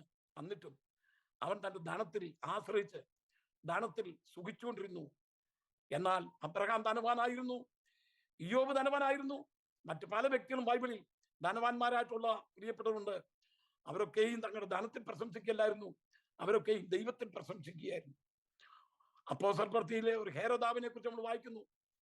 അവൻ സോദരുടെയും സീദോരുടെയും നേരെ ക്രൂദ്ധിച്ചുകൊണ്ടിരുന്നപ്പോൾ അതേ ഇവിടുന്നാണ് അവർക്ക് വേണ്ടുന്ന ഭക്ഷണ സാധനങ്ങളൊക്കെ കയറ്റുമതി ചെയ്തുകൊണ്ടിരുന്നത്. അതെല്ലാം അവൻ അടയ്ക്കാൻ തക്കണം തീരുമാനിച്ചപ്പോൾ അതിന് ഒരു സന്ധ്യക്കായി ആ സോരിലും സീദോനിലും അവന്റെ അടുക്കൽ വന്നത് അപ്പോസ്തല പ്രവൃത്തി വായിക്കുന്നുണ്ട്. അവരുമായിട്ട് ഒരു സന്ധ്യ ഉടമ്പടിയിൽ എത്താൻ തക്കണം നിശ്ചിത ദിവസം പ്രസംഗ പീഠത്തിനെ കയറി അവൻ പ്രസംഗിച്ചപ്പോൾ അവൻ ആഡംബര വസ്ത്രമൊക്കെ ധരിച്ച് ഔദ്യോഗിക വേഷമൊക്കെ ധരിച്ച് അവൻ എഴുന്നേറ്റ് പ്രസംഗിക്കാൻ തുടങ്ങിയപ്പോൾ അവിടെ കൂടി വന്നവരൊക്കെ പറഞ്ഞു, ഇത് മനുഷ്യന്റെ ശബ്ദമല്ല, ഇതൊരു ദേവന്റെ ശബ്ദമാണ്. അവനൊക്കെ പൊങ്ങിപ്പോയി. ദൈവത്തിന് മഹത്വം കൊടുത്തിട്ടാണ് വയ്ക്കുന്നത്. അവൻ ദൈവത്തിന് മഹത്വം കൊടുക്കാൻ കർത്താവിന്റെ ദൂതൻ അവനെ അടിച്ച് അവൻ ക്രമിച്ച് പ്രാണനെ വിട്ടു എന്നാണ് വായിക്കുന്നത്. അവൻ ക്രമിച്ചു, അവന്റെ ശരീരം ക്രമിച്ചു പോയി. അത്രമാത്രം കഷ്ടപ്പെട്ടാണ് അവൻ മരിക്കേണ്ടതായിട്ട് വന്നത്. ദൈവത്തിന്റെ പൈതൽ, ഇതൊക്കെ ഞാൻ പറഞ്ഞൊരു താല്പര്യം, ഈ ലൂക്കോസിന്റെ സുവിശേഷത്തിൽ വായിക്കുന്ന ധനവാൻ അവൻ പട്ടുവസ്ത്രമൊക്കെ ധരിച്ച് ആഡംബര ജീവിതം നയിച്ച് സുഖിച്ചുകൊണ്ടിരുന്നു എന്നാണ് നമ്മൾ വായിക്കുന്നത്. എസ്തേറിന്റെ പുസ്തകം 8-ാം അധ്യായം 15-ാമത്തെ വാക്യത്തിൽ ഇങ്ങനെ ഒരു ഭാഗമുണ്ട്. മൊർദെഖായി രാജവസ്ത്രം ധരിച്ച് അതുപോലെ തന്നെ രാജാവിന്റെ തേരിൽ കയറി യാത്ര ചെയ്ത ഒരു സംഭവം നമുക്ക് കാണുവാൻ തക്കണം കഴിയുന്നു. അവൻ അങ്ങനെയുള്ളൊരു ബഹുമാനം കിട്ടാൻ കാരണം അവൻ ദൈവത്തെ മാത്രം വിശ്വസിക്കുകയും ദൈവത്തെ ആരാധിക്കുകയും ചെയ്തുകൊണ്ടിരുന്ന ഒരു വ്യക്തിയാണ്. തന്റെ ദൈവമാണ് യഥാർത്ഥ ദൈവമെന്നും ന്യായപ്രമാണമാണ് ശരിയെന്നും തിരുവചനമാണ് സത്യമെന്നും താൻ വിശ്വസിക്കുകയും താൻ പഠിപ്പിക്കുകയും ചെയ്തു. തൻ്റെ അതേ മകളെ പോലെ കാണുന്ന എസ്തേറിനെ ആ നിലയിൽ അഭ്യസിപ്പിച്ചാണ് ഇപ്പൊ രാജ്ഞിയായി തീർന്നത്. അവിടെയുള്ള യഹൂദന്മാരെല്ലാം കൊല്ലാൻ തക്കണം തീർപ്പ് പുറപ്പെടുവിച്ച് ശൂഷൻ രാജധാനി കലങ്ങിയിരിക്കുന്ന സന്ദർഭം മൊർദെഖായി പ്രാർത്ഥിക്കുകയായിരുന്നു, ഉപവസിക്കുകയായിരുന്നു. എസ്തേറിനോട് നീ പറഞ്ഞു, നീ സമയത്ത് മിണ്ടാതിരുന്നാൽ യഹൂദന്മാർക്ക് മറ്റൊരു സ്ഥലത്ത് ഉദ്ധാരണവും രക്ഷയുണ്ടാകും, എന്നാൽ നീയും നിന്റെ പിതൃഭവനവും നശിച്ചു പോകും. ഇങ്ങനെയുള്ള കാലത്തിനായിട്ടല്ലയോ നിന്നെ രാജസ്ഥാനത്ത് കൊണ്ടുവന്നിരിക്കുന്നത്. അവർ 3 ദിവസം ഉപവാസ പ്രാർത്ഥന നടത്തി. അതുമൂലം ഉണ്ടായ വ്യത്യാസം നമുക്കറിയാം. മൊർദെഖായിക്ക് ഹാമാന് അവനുണ്ടാക്കിയ കടുമരത്തിന്മേൽ ഹാമാനെ കുടുംബത്തെയും തൂക്കിക്കൊന്നു. ഹാമാന്റെ സ്ഥാനം മൊർദെഖായിക്ക് കൊടുത്തു. അവന് മേൽക്കയറ്റം കൊടുത്തു. രാജാവിന്റെ രഥത്തിൽ അവനെ കയറ്റി. അവൻ ആഡംബര അതേ വസ്ത്രം ധരിച്ചുകൊണ്ടാണ്, രാജവസ്ത്രം ധരിച്ചുകൊണ്ട് അവൻ യാത്ര ചെയ്തത് ദൈവത്തെ മഹത്വപ്പെടുത്തിയാണ്. സകല നാമത്തിന് മേലായ നാമത്തിന് മഹത്വം കൊടുത്തു. ദൈവമാണ് എന്നെ ഉയർത്തിയത്, ദൈവമാണ് എന്നെ മാനിച്ചത്, ഈ സ്ഥാനത്തേക്ക് കൊണ്ടുവന്നത്. ദൈവമക്കളെ, നമ്മൾ ഞെരുക്കത്തിരുന്നപ്പോൾ യഹോവയെ വിളിച്ചപേക്ഷിച്ച് യഹോവ നമുക്ക് ഉത്തരമരളി. നമുക്ക് യാത്ര ചെയ്യുവാൻ തക്കണം വാഹനം തന്ന്, നമുക്ക് താമസിക്കാനൊരു ഭവനം തന്ന്, ദൈവം നമുക്ക് ആരോഗ്യം തന്ന്, ദൈവം നമുക്ക് സൗഖ്യം തന്ന് നമ്മളെ നിലനിർത്തിയിരിക്കുമ്പോൾ നമ്മുടെ കർത്താവിനെ മറക്കരുത്. അതുകൊണ്ടാണ് ഇസ്രായേലിനോട് പറഞ്ഞത്, നീ നട്ടുണ്ടാക്കാത്ത തോട്ടവും നീ കുഴിക്കാത്ത കിണറും നീ പ്രാപിക്കുമ്പോൾ നിന്നെ മിസ്രയീമിൽ നിന്ന് അടിമത്തത്തിൽ നിന്ന് വിടുവിച്ച് നിന്നെ ദേശത്തേക്ക് കൊണ്ടുവന്ന നിന്റെ ദൈവമായ കർത്താവിനെ നീ മറക്കരുത്. ദൈവത്തിന് സ്തോത്രം. ഇവിടെ വായിക്കുന്ന ധനവാനുണ്ടല്ലോ, അവൻ പട്ടുവസ്ത്രം ധരിച്ച് ആഡംബര ജീവിതം നയിച്ച് അവൻ സുഖിച്ചുകൊണ്ടിരുന്നതാണ് വായിക്കുന്നത്. സുഖിച്ചുകൊണ്ടിരുന്നു. മറ്റുള്ളവരെ അവൻ ഗണ്യമാക്കുന്നില്ല. അവൻ 5 സഹോദരന്മാരുണ്ട്. 5 സഹോദരന്മാരെയും ഗണ്യമാക്കിയിട്ടില്ല അവന്റെ ജീവകാലത്ത്. ഇവൻ തന്നെ ഈ നിലയിൽ സുഖിച്ചുകൊണ്ടിരിക്കുന്ന സ്വന്തക്കാരെയും ചാർച്ചക്കാരെയും പാവപ്പെട്ടവരെയും ഓർക്കാത്ത ഈ ധനവാൻ അവന്റെ ജീവിതം അവസാനിക്കുന്ന ഒരു രംഗമാണ് നമുക്കിവിടെ കാണുവാൻ തക്കണം കഴിയുന്നത്. 16-ാം അധ്യായം, ലൂക്കോസ് സുവിശേഷം 16-ാം അധ്യായം 20-ഉം 21-ഉം വാക്യം നമ്മൾ വായിക്കുമ്പോൾ അവിടെ നമ്മൾ ഇങ്ങനെ വായിക്കുന്നു: അവന്റെ പടിപ്പുരയ്ക്കൽ ലാസർ എന്ന് പേരുള്ള ഒരു മനുഷ്യൻ, ദരിദ്രനായ ലാസർ എന്ന് പേരുള്ള ഒരു മനുഷ്യൻ അവന്റെ പടിപ്പുരയ്ക്കൽ വ്രണം നിറഞ്ഞവനായി കടന്നു. പടിപ്പുര ഒരു പ്രതാപത്തെ കാണിക്കുന്നതാണ്. അവന്റെ പടിപ്പുരയ്ക്കലാണ് കിടക്കുന്നത്.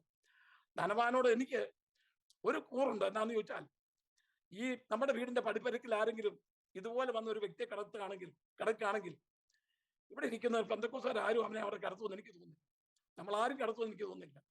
എത്രയും വേഗം പോലീസിനെ വിളിച്ച് അല്ലെങ്കിൽ നാട്ടുകാരെ വിളിച്ച് അവനെ അവിടെ നിന്ന് ഓടിച്ചു വിടാനേ നോക്കുന്നു. എന്നാൽ ഈ പടിപ്പുരയ്ക്കൽ ഇവൻ കടന്ന്, ഇവന്റെ കൂട്ടെന്ന് പറഞ്ഞ നായ്ക്കളാണ്. നായ്ക്കൾ വന്ന് അവന്റെ വ്രണം താക്കി. ധനവാന്റെ മേശപ്പുറത്ത് വീഴുന്ന ആ നുറുക്കളൊക്കെ എടുത്ത് ജീവിതം കഴിച്ചു കൂട്ടിയ ഒരു വ്യക്തിയാണ് ഈ പാവപ്പെട്ടവനായ ലാസർ പ്രാർത്ഥിക്കുന്ന ഒരു വ്യക്തിയായിരുന്നു. ദൈവത്തിന് സ്തോത്രം. പടിപ്പുര എന്ന് പറയുന്നത് ഒരു പ്രത്യേക പദവിയാണ്. കൊർന്നല്യോസിന് ദൈവത്തിന് ദർശനം ഉണ്ടായപ്പോൾ അപ്പോസ്തലപ്രവൃത്തി 10-ാം അധ്യായം 17-ാമത്തെ വാക്യം നിങ്ങൾ വായിച്ചു നോക്കണം.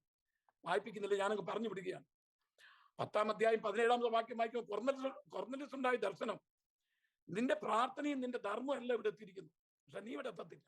നീ എത്തണമെങ്കിൽ അതേ ശിമോൻ പത്രോസിനെ വരുത്തണം. അവൻ തോൽക്കലനായി ശിമോന്റെ വീട്ടിൽ പാർക്കുന്നു. അവന്റെ വീട് കടൽപ്പുറത്താകുന്നു. ചില വാക്യങ്ങൾ വായിക്കാണ്ട് വീണ് എന്നെ സഹായിക്കണം, ഞാൻ പറയുമ്പോൾ ഒരുങ്ങിയിരിക്കണം.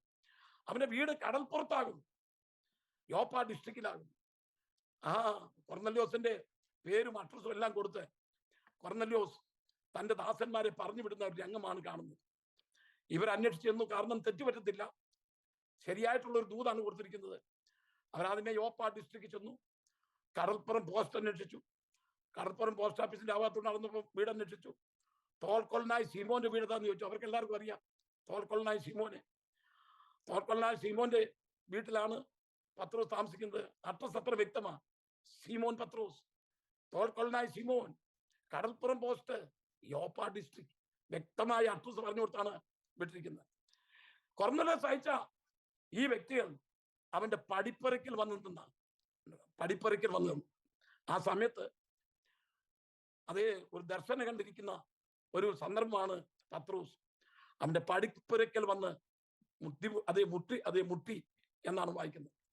കാരണം തന്റെ ദർശനത്തിനും കൊർന്നല്യോസ് അയൽക്കാരെ കുറിച്ച് ഒരു സംശയം ഉണ്ടായില്ല. ജാതീയരാണ്. അവർ വന്നപ്പോൾ അവരെ സ്വീകരിച്ചു, അവരോട് പോയി എന്നാണ് വായിക്കുന്നത്. അതുപോലെ അപ്പോസ്തലപ്രവൃത്തി 12-ാം അധ്യായം 14-ാമത്തെ വാക്യം വായിക്കുമ്പോൾ പത്രോസ് ജയിലിൽ നിന്ന് ഇറങ്ങിയില്ലേ? രാത്രിയിൽ അവനെ കൊല്ലാൻ തക്കവണ്ണം ജനത്തിന് മുമ്പിൽ നിർത്തുവാൻ ഭാവിച്ചതിന് തലേ രാത്രി പത്രോസ് കിടന്ന് ഉറങ്ങിയെന്ന് വായിക്കുന്നില്ലേ? അവൻ അവിടുന്ന് അവന്റെ ഉറക്കത്തിന്റെ അർത്ഥമൊക്കെ നമ്മൾ പഠിച്ചതാണ്. കാരണം അവനോട് ദൈവം പറഞ്ഞിട്ടുണ്ടായിരുന്നു, നീ വയസ്സനായ ശേഷം മരിക്കത്തുള്ളൂ എന്ന്. അത് യോഹന്നാന്റെ സുവിശേഷം 21-ാം അധ്യായത്തിൽ നമ്മൾ വായിക്കുന്നു. നീ യൗവനക്കാരനായിരുന്നപ്പോൾ ഇഷ്ടമുണ്ടായിട്ട് നടന്നു, എന്നാൽ നീ വയസ്സനായ ശേഷം നീ നിന്റെ അരകെട്ടി നിന്നെ കൊണ്ടുപോകും. ഇങ്ങനെ അവന്റെ മരണവിധി സൂചിപ്പിച്ചു. അവൻ ജയിലിൽ കിടക്കുമ്പോൾ നാളെ ഹേരോദാവ് അവനെ ജനത്തിന്റെ മുമ്പിൽ നിർത്തി കൊല്ലാൻ തക്കണം തീരുമാനിച്ചിരിക്കുകയാണ്. ഈ വിവരം പത്രോസ് അറിഞ്ഞിട്ട് അവൻ കുലുങ്ങിപ്പോയില്ല. കാരണം അവന് വ്യക്തമായിട്ട് അറിയാം, എന്റെ ദൈവം എന്നോട് ദൂത് പറഞ്ഞിട്ടുണ്ട്, നീ വയസ്സനായ ശേഷം മരിക്കത്തുള്ളൂ. അതുകൊണ്ട് അവൻ പ്രാർത്ഥന കഴിഞ്ഞ് ദൈവത്തെ ഓർപ്പിച്ചിട്ട് അവൻ കിടന്നുറങ്ങി. രാത്രി ദൈവത്തിന്റെ ദൂതൻ കടന്നു വന്നവനെ ഉണർത്തി. അവന്റെ ബന്ധനങ്ങളിൽ അടിഞ്ഞുപോയി. 1-ാം വാതിലും 2-ാം വാതിലും ഇരുമ്പ് വാതിലും കഴിഞ്ഞ് അവൻ പുറത്തേക്ക് വന്നു എന്നാണ് വായിക്കുന്നത്. അവൻ പുറത്ത് വന്നു കഴിഞ്ഞപ്പോൾ അവൻ പോയത് മറിയയുടെ ഭവനത്തിലേക്ക്. അതൊരു മാളികയാണ്. മർക്കോസിന്റെ അമ്മയാണ് മറിയ. അതൊരു മാളികയാണ്. അവിടെ ചെന്നത് അവൻ പടിപ്പുര വാതിക്കൽ ചെന്ന് കൊട്ടിയെന്ന വായിക്കുന്നു. പടിപ്പുര. ആ പടിപ്പുര എന്ന് പറഞ്ഞത് ഒരു പ്രത്യേക ഒരു പദവിയാണ്.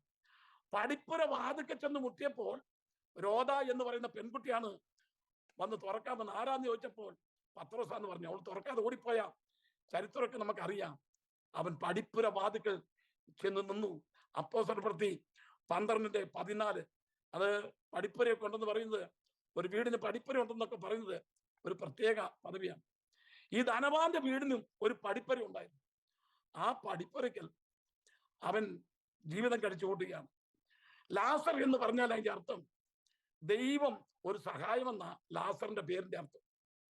പഴയ നിയമത്തിൽ എലയാസാറിനെ കുറിച്ച് നമ്മൾ വായിക്കുന്നുണ്ട്.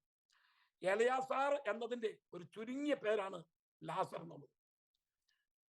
എലയാസാർ എന്നുള്ള പേരിന്റെ ഒരു ചുരുങ്ങിയ പേരാണ് ലാസർ എന്നുള്ളത്. ഈ ദരിദ്രൻ വിശ്വാസത്തിൽ നടന്നവനാണ്. തന്നെ നോക്കാൻ തക്കണം ആരുമില്ല, തന്നെ ശ്രദ്ധിക്കാൻ തക്കണം ആരുമില്ല. തന്റെ ശരീരം മുഴുവൻ വ്രണം നിറഞ്ഞിരിക്കുക. ധനവാന്റെ പടിപ്പുരയ്ക്കൽ നിന്ന് വീഴുന്നത്, എടുത്തു കളയുന്നത്, അതെടുത്ത് അവൻ ഭക്ഷിച്ചുകൊണ്ടിരുന്നു കേട്ടോ. ഒരിക്കൽ സൊറോഫോനിക്കാർത്തിയായ സ്ത്രീ യേശുവിന്റെ അരികിൽ ചെന്നില്ലേ, ഒരു ജാതി സ്ത്രീ, കർത്താവേ, എന്റെ മകൾ അത്യാസന്ന നിലയിലായിരിക്കുന്നു, ഭൂതോപദ്രവം ബാധിച്ചിരിക്കും, നീ അവനെ സൗഖ്യമാക്കണമെന്ന് പറഞ്ഞു. കർത്താവ് പറഞ്ഞു, മക്കളുടെ അപ്പം എടുത്ത് നായ്ക്കുട്ടികൾ കൊടുക്കുന്നത് വിഹിതമല്ല. അവൾ വിട്ടില്ല. അവള് പറഞ്ഞ വാചകം എന്നറിയാമോ? കർത്താവേ, ഞാൻ നായ്ക്കുട്ടിയാണ്, സമ്മതിച്ചു. നായ്ക്കുട്ടികളും യജമാന്റെ മേശയെങ്കിൽ നിന്ന് വീഴുന്ന അപ്പം നുറുക്കളെ എടുത്ത് ഉപജീവിക്കുന്നല്ലോ എന്ന് പറഞ്ഞു. കർത്താവ് പറഞ്ഞു, സ്ത്രീയെ, നിന്റെ വിശ്വാസം വലുത്, നീ പൊയ്ക്കൊള്ളുക, നിന്റെ മകൾക്ക് സൗഖ്യം വന്നിരിക്കുന്നു. ഇവിടെ വായിക്കുന്നു, ലാസർ എന്ന് പേരുള്ള ഒരു ദരിദ്രൻ വ്രണം നിറഞ്ഞവനായി അവന്റെ പടിപ്പുരയ്ക്കൽ കിടന്ന് ധനവാന്റെ മേശയിൽ നിന്ന് വീഴ്ന്ന് തിന്ന് വിശപ്പടക്കുവാൻ ആഗ്രഹിച്ചു എന്നെഴുതിക്കുന്നു. വിശപ്പടക്കാൻ ആഗ്രഹിച്ചു. കിട്ടിയെന്ന് നമുക്ക് ശരിയായിട്ട് അറിയത്തില്ല. ഇവിടെ വായിക്കുന്നത് ധനവാൻ ആഗ്രഹിച്ചു. അവൻ സുഖിച്ചുകൊണ്ടിരിക്കല്ലേ, അവൻ കഴിച്ചുകൊണ്ടിരിക്കല്ലേ. അവിടുന്ന് മേശയെങ്കിൽ നിന്ന് വീഴുന്നത് തിന്ന് വിശപ്പടക്കാൻ ആഗ്രഹിച്ചു. നായ്ക്കളും വന്ന് അവന്റെ വ്രണം നക്കുന്ന വായിക്കുന്നത്. അവൻ ആഗ്രഹിച്ചു. ധനവാൻ കൊടുത്തോ ഇല്ലൊന്നും അറിയത്തില്ല കേട്ടോ. അവൻ ആഗ്രഹിച്ചു. ഈ ധനവാൻ അത് എത്ര ജീവിതമാണ് നയിക്കുന്നത്, സൂക്ഷിച്ചുകൊണ്ടിരിക്കും. ഇതുപോലെ സൂക്ഷിച്ചുകൊണ്ടിരിക്കുന്ന പാർഷന്മാരില്ലേ, മറ്റുള്ളത് ഉറക്കാത്തവരില്ലേ? എനിക്ക് പലരെ അറിയാം. ഡൽഹിയിൽ ഒരു ദേവദാസൻ വലിയ പണക്കാരനാണ്. അത് പേരൊന്നും ഞാൻ പറയത്തില്ല. സാധുക്കൾ പാർഷന്മാർ എന്ന് പറയുമ്പോൾ പറയും, വിശ്വാസം പഠിപ്പിക്കും, വിശ്വസിച്ചാൽ മതി, വിശ്വാസം പറഞ്ഞു കൊടുക്കുക. വിശന്ന് പൊരിഞ്ഞ് ചെല്ലുമ്പോൾ അവരെ വിശ്വാസം പച്ചവെള്ളം പോലും കൊടുക്കാതെ വിടുന്ന ആൾക്കാർ ഇന്നും സൂക്ഷിച്ചുകൊണ്ടിരിക്കുന്ന പ്രിയപ്പെട്ടവരുണ്ട്. ഈ ധനവാനും സൂക്ഷിച്ചുകൊണ്ടിരിക്കുക. അവൻ നല്ല പൊറോട്ട ഇറച്ചിയെല്ലാം കഴിക്കുന്നു. അവിടുന്ന് അതിന്റെ മണമൊക്കെ കേട്ട് ഈ ലാസർ പടിപ്പുരയ്ക്ക് കിടക്കുക. അത് തിന്നാൻ തക്കണം, അതിനകത്ത് ഒരു കഷ്ടം കിട്ടാൻ ഇവൻ ആഗ്രഹിച്ചു. ഇവൻ വ്രണം നിറഞ്ഞവനായിരിക്കുക. നായ്ക്കുട്ടികളും ഇവന്റെ അഥവാ എന്തെങ്കിലും കെട്ടിക്കഴിഞ്ഞാൽ നായ്ക്കുട്ടികൾ കൂടിയാണ് കഴിക്കുന്നത്. നായ്ക്കുട്ടികളാണ് കൂട്ടുക. നമ്മുടെ ഈ പട്ടികളുടെ സ്നേഹം എത്ര വലുതാണെന്നറിയോ? കാരണം ഇവന്റെ വ്രണവും തുടക്കാൻ ആരുമില്ല. ഈ നായ്ക്കുട്ടികൾ വന്ന് നക്കയാണ് അത് വൃത്തിയാക്കുന്നത്. ഇവൻ ആര് പോലും ഇല്ല. അവന്റെ വീട്ടുകാരുണ്ടെങ്കിലും ഇവനെ തഴഞ്ഞിട്ടിരിക്കുക. അവർക്ക് ഇവനെ കാണുന്ന, അവൻ ഇന്ന വീട്ടുകാരനാണെന്ന് പറയാൻ തക്കവണ്ണം അവർക്ക് മടിയ. ആ നിലയിൽ ഒറ്റപ്പെട്ടവനായി, ഏകാന്തതയിൽ കിടക്കുന്ന, ആരുപോലും ഇല്ലാത്തവനായി അതേ ദൈവത്തെ വിളിച്ച് കഴിഞ്ഞുകൂടുന്ന ഈ ലാസറെ, നിന്റെ സ്വന്തക്കാർക്ക് നിന്നെ അറിയത്തില്ല, ധനവാൻ നിന്നെ മൈൻഡ് ചെയ്യുന്നില്ല, വഴിയെ പോകുന്നവർ നിന്നെ മൈൻഡ് ചെയ്യുന്നില്ല. എന്നാൽ നിന്നെ അറിയുന്നവനായ ഒരു ദൈവമുണ്ട്. ഇന്ന് നീ ഏകാന്തതയിൽ ജീവിക്കുന്ന, ആരുമില്ല എന്ന് വിചാരിച്ച് ഭാരപ്പെടുന്ന ദൈവത്തിന്റെ പൈതലെ, നിന്നെ കാണുന്ന, നിന്നെ അറിയുന്ന, നിന്നെ സ്നേഹിക്കുന്ന, നിനക്ക് വേണ്ടി വഴിയൊരുക്കി തരാൻ കഴിവുള്ള വലിയവനായ ദൈവം നമ്മുടെ കൂടെ ഉണ്ടെന്നുള്ള കാര്യം ആരും മറക്കരുത്. നമ്മുടെ ഏകാന്തതയിൽ നമ്മെ സഹായിക്കുന്ന ദൈവമാണ് നമ്മുടെ ദൈവം. എല്ലാം അറിയുന്ന ഒരു ദൈവം, നമ്മുടെ കണ്ണുനീർ കാണുന്ന ദൈവം, നമ്മുടെ ദുഃഖം കാണുന്ന ഒരു ദൈവം, അതെ, നമ്മുടെ പേരറിയാവുന്ന ഒരു ദൈവം നമുക്ക് സ്വർഗത്തിലുണ്ട്. ധനവാന്റെ പേരറിയത്തില്ല സ്വർഗത്തിന്, പക്ഷെ ലാസറിന്റെ പേരറിയാം, കൊർന്നല്യോസിന്റെ പേരറിയാം, കൊർന്നല്യോസിന്റെ അഡ്രസ് അറിയാം. ഇന്ന് ഈ രക്ഷിക്കപ്പെട്ട ദൈവത്തിന്റെ ദാസന്മാരെ, ദൈവമക്കളെ, നമുക്കുള്ള പ്രത്യേകത എന്താണെന്ന് ചോദിച്ചാൽ, ഭൂതങ്ങൾ നിങ്ങൾക്ക് കീഴടങ്ങലല്ല, നിങ്ങളുടെ പേര് സ്വർഗത്തിൽ എഴുതിയിരിക്കുന്നാൽ അത്രേ സന്തോഷിക്കും. നമ്മൾക്കൊരു പേരുണ്ട്, അത് സ്വർഗത്തിലുണ്ട്. പക്ഷെ ധനവാന്റെ പേരറിയത്തില്ല, ലാസറിന്റെ പേരറിയാം. ദൈവത്തിന് സ്തോത്രം. ആര് കരയുന്നു, നിലവിളിക്കുന്നു, അവരെ അറിയാവുന്ന ഒരു ദൈവത്തെയാണ് ഇന്ന് പൽക്കാലം നമ്മൾ ആരാധിക്കുന്നത്. നിന്റെ ഒറ്റപ്പെട്ടുള്ള ജീവിതത്തിൽ നീ പ്രാർത്ഥിക്കുന്ന പ്രാർത്ഥനയ്ക്ക് മറുപടി ഉണ്ട്. ദൈവത്തിന് സ്തോത്രം. നായ്ക്കളും അവന്റെ കൂടെ ഉണ്ടായിരുന്നു എന്ന വായിക്കും. നായ്ക്കൾ വന്ന് അവന്റെ വ്രണം നക്കും. അതവനൊരു സുഖമായിരുന്നു. വ്രണം വെച്ച് കെട്ടാൻ ആരുമില്ല. നായ്ക്കൾ വന്ന് നക്കി അവനെ സഹായിച്ചുകൊണ്ടിരിക്കുക. നായ്ക്കളുടെ സ്നേഹം ഭയങ്കരമാണ്. ഈ ടർക്കി രാജ്യത്ത് ഈടെ ഒരു സംഭവം ഉണ്ടായി. ഒരു കൊച്ചു പട്ടി, നിങ്ങൾ പത്രങ്ങളൊക്കെ വായിച്ചാണ്, കൊച്ചുപട്ടി അവശനായി അത് ചാകാനായിട്ട് തുടങ്ങിയാണ്. അപ്പം ഈ തള്ളമ്മ വളരെയധികം വിഷമിച്ചു. പത്രത്തിൽ വന്ന വലിയൊരു വാർത്തയായിരുന്നു. ഈ തള്ളമ്മ എന്തെന്നറിയാമോ, ഈ പട്ടിക്കുഞ്ഞിനെ കടിച്ചെടുത്തുകൊണ്ട് ഒരു മൃഗാശുപത്രി ചെന്നു. നിങ്ങൾ വായിച്ചോന്ന് എനിക്കറിയത്തില്ല. മൃഗാശുപത്രി ചെന്ന് അതിന്റെ വരാന്തയിൽ കയറി ഈ പട്ടിക്കുഞ്ഞിനെ അവിടെ ഇട്ടു. അപ്പൊ അവിടെ ഡോക്ടർ നിൽക്കുകയായിരുന്നു. ഓടി വന്നു. എന്നിട്ട് ഈ പട്ടി ഇങ്ങനെ വാലാട്ടി കാണിച്ചു, തള്ളപ്പട്ടി. ഉടനെ ആ മൃഗ ഡോക്ടർ മനസ്സറിഞ്ഞ് ഈ കൊച്ചു പട്ടിയെ എടുത്തു നോക്കിയപ്പോൾ ഒരല്പം തുടിപ്പ് മാത്രമേ ഉള്ളൂ. കാരണം തണുത്ത് വിറച്ചിരിക്കുകയാണ്. ഈ പട്ടിക്കുഞ്ഞിനെ അകത്ത് കയറ്റി അവരുടെ മേശയെ കടത്തി. ഈ തള്ളപ്പട്ടിയെയും കയറ്റി ഇങ്ങനെ നോക്കിക്കൊണ്ടിരിക്കുകയാണ്. ഒരല്പം തുടിപ്പുണ്ടായിരുന്നാൽ അതിന് വേണ്ടുന്ന ചൂടും അതിന് വേണ്ട ശുശ്രൂഷയും എല്ലാം ചെയ്ത് ഈ പട്ടിക്കുഞ്ഞ് ജീവിച്ചു. അതിന് ജീവൻ കെട്ടി.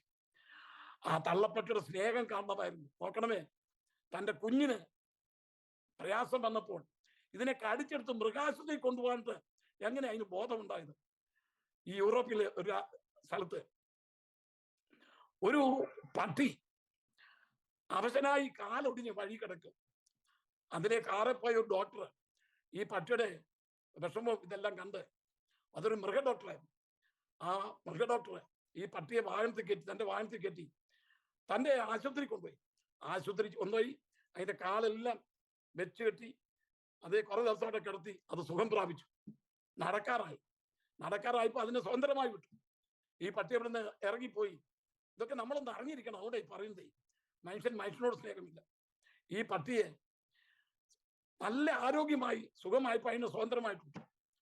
കുറെ ആ പട്ടിയോട് നിന്ന് പോയി. 1-2 ആഴ്ച കഴിഞ്ഞപ്പോൾ അർദ്ധരാത്രി തന്റെ വീടിന്റെ വാതൊക്കെ വന്ന ആരോ മാന്തുന്നു, കഥകയായിട്ട് മാന്തുന്നു. ഡോക്ടർ ക്യാമറയൊക്കെ നോക്കിയപ്പം ഒരു പട്ടിയാ, 2 പട്ടിയുണ്ട്. ഈ ഡോക്ടർ ഇന്ന് കഥ പറഞ്ഞപ്പോ ആദ്യമേ കാല് വെച്ച് കെട്ടി സൗഖ്യം പ്രാപിച്ച പട്ടിയാണ് ഒന്ന്. മറ്റേത് വേറൊരു പട്ടിയെ കൂട്ടിക്കൊണ്ട് അതിന്റെ കാല് ഒടിഞ്ഞ് തകർന്നിരിക്കുകയാണ്. അതിനെയും കൂട്ടിക്കൊണ്ട് മറ്റേ പട്ടി വന്നിരിക്കുക. നമ്മൾ ആലോചിച്ച് എന്നെ വളരെ ചിന്തിപ്പിച്ച ഒരു വിഷയമാണ്. നമ്മൾ പലപ്പോഴും ഗാസായി യുദ്ധമുണ്ടോ, ട്രംപ് പ്രസിഡന്റായി, ട്രംപ് എന്തൊക്കെ കാര്യങ്ങൾ ചെയ്യുന്നു, ഇങ്ങനെയുള്ള നിസ്സാര ജീവിയെ നോക്കി നമ്മളൊരു പാഠം പഠിക്കണം. ഈ പട്ടി വേറെ കാലൊടിഞ്ഞൊരു പട്ടിയെ കൂട്ടിക്കൊണ്ട് വന്നിരിക്കുക. അപ്പൊ മറ്റേ പട്ടി ഇങ്ങനെ വാലാട്ടി കാണിച്ചു. ഉടനെ ഡോക്ടർ 2 പേരെ അകറ്റി കയറ്റി മറ്റേ പട്ടിയുടെ കാലും സുഖപ്പെടുത്തി വിടാൻ തക്കണ്ടിയായിരുന്നു. നമ്മളൊക്കെ സുവിശേഷം അറിഞ്ഞിട്ട് നല്ല പദ്ധതിയാണ്. നമ്മുടെ കാര്യമല്ലേ പറഞ്ഞ, അമേരിക്കയിലെ കാര്യം പറഞ്ഞു, നമ്മളെന്ന് അറിയാതെ പറഞ്ഞു പോകുന്ന അതൊരു സ്വജീവിതം നയിച്ച് മറ്റുള്ളവരെ ഓർക്കാതെ ഇരിക്കുന്ന സന്ദർഭത്തിൽ എസ്തേറിനോട് മൊർദെഖായി പറഞ്ഞു, നീ സൂഹിച്ചോ. പക്ഷെ ഈ സമയമാണ് വലുത്. ഈ സമയത്ത് മിണ്ടാതിരുന്നാൽ യഹൂദന്മാർക്ക് മറ്റൊരു സ്ഥലത്തുനിന്ന് ഉദ്ധാരണം രക്ഷ ഉണ്ടാകും. എന്നാൽ നീ നിന്റെ പിതൃഭവനവും നശിച്ചു. നമ്മൾ സമയത്തെക്കുറിച്ച് വളരെ ബോധവാന്മാരായിരിക്കണം എന്നുള്ള കാര്യം ഞാൻ പ്രത്യേകമായിട്ട് ഓർപ്പിക്കുന്നു. ദൈവത്തിന് സ്തോത്രം. ഇവിടെ ലാസറിന്റെ പേര് അത് പ്രത്യേകമായി കൊടുത്തിട്ടുണ്ട്. ധനവാന്റെ പേര് ജീവപുസ്തകത്തിലില്ല. കാരണം അവന്റെ 5 സഹോദരന്മാരുണ്ട്. അവരും അച്ചായൻ ഞങ്ങളുടെ ചേട്ടനാന്ന് പറയാൻ നിൽക്കണം. അവർക്ക് മടിയാ.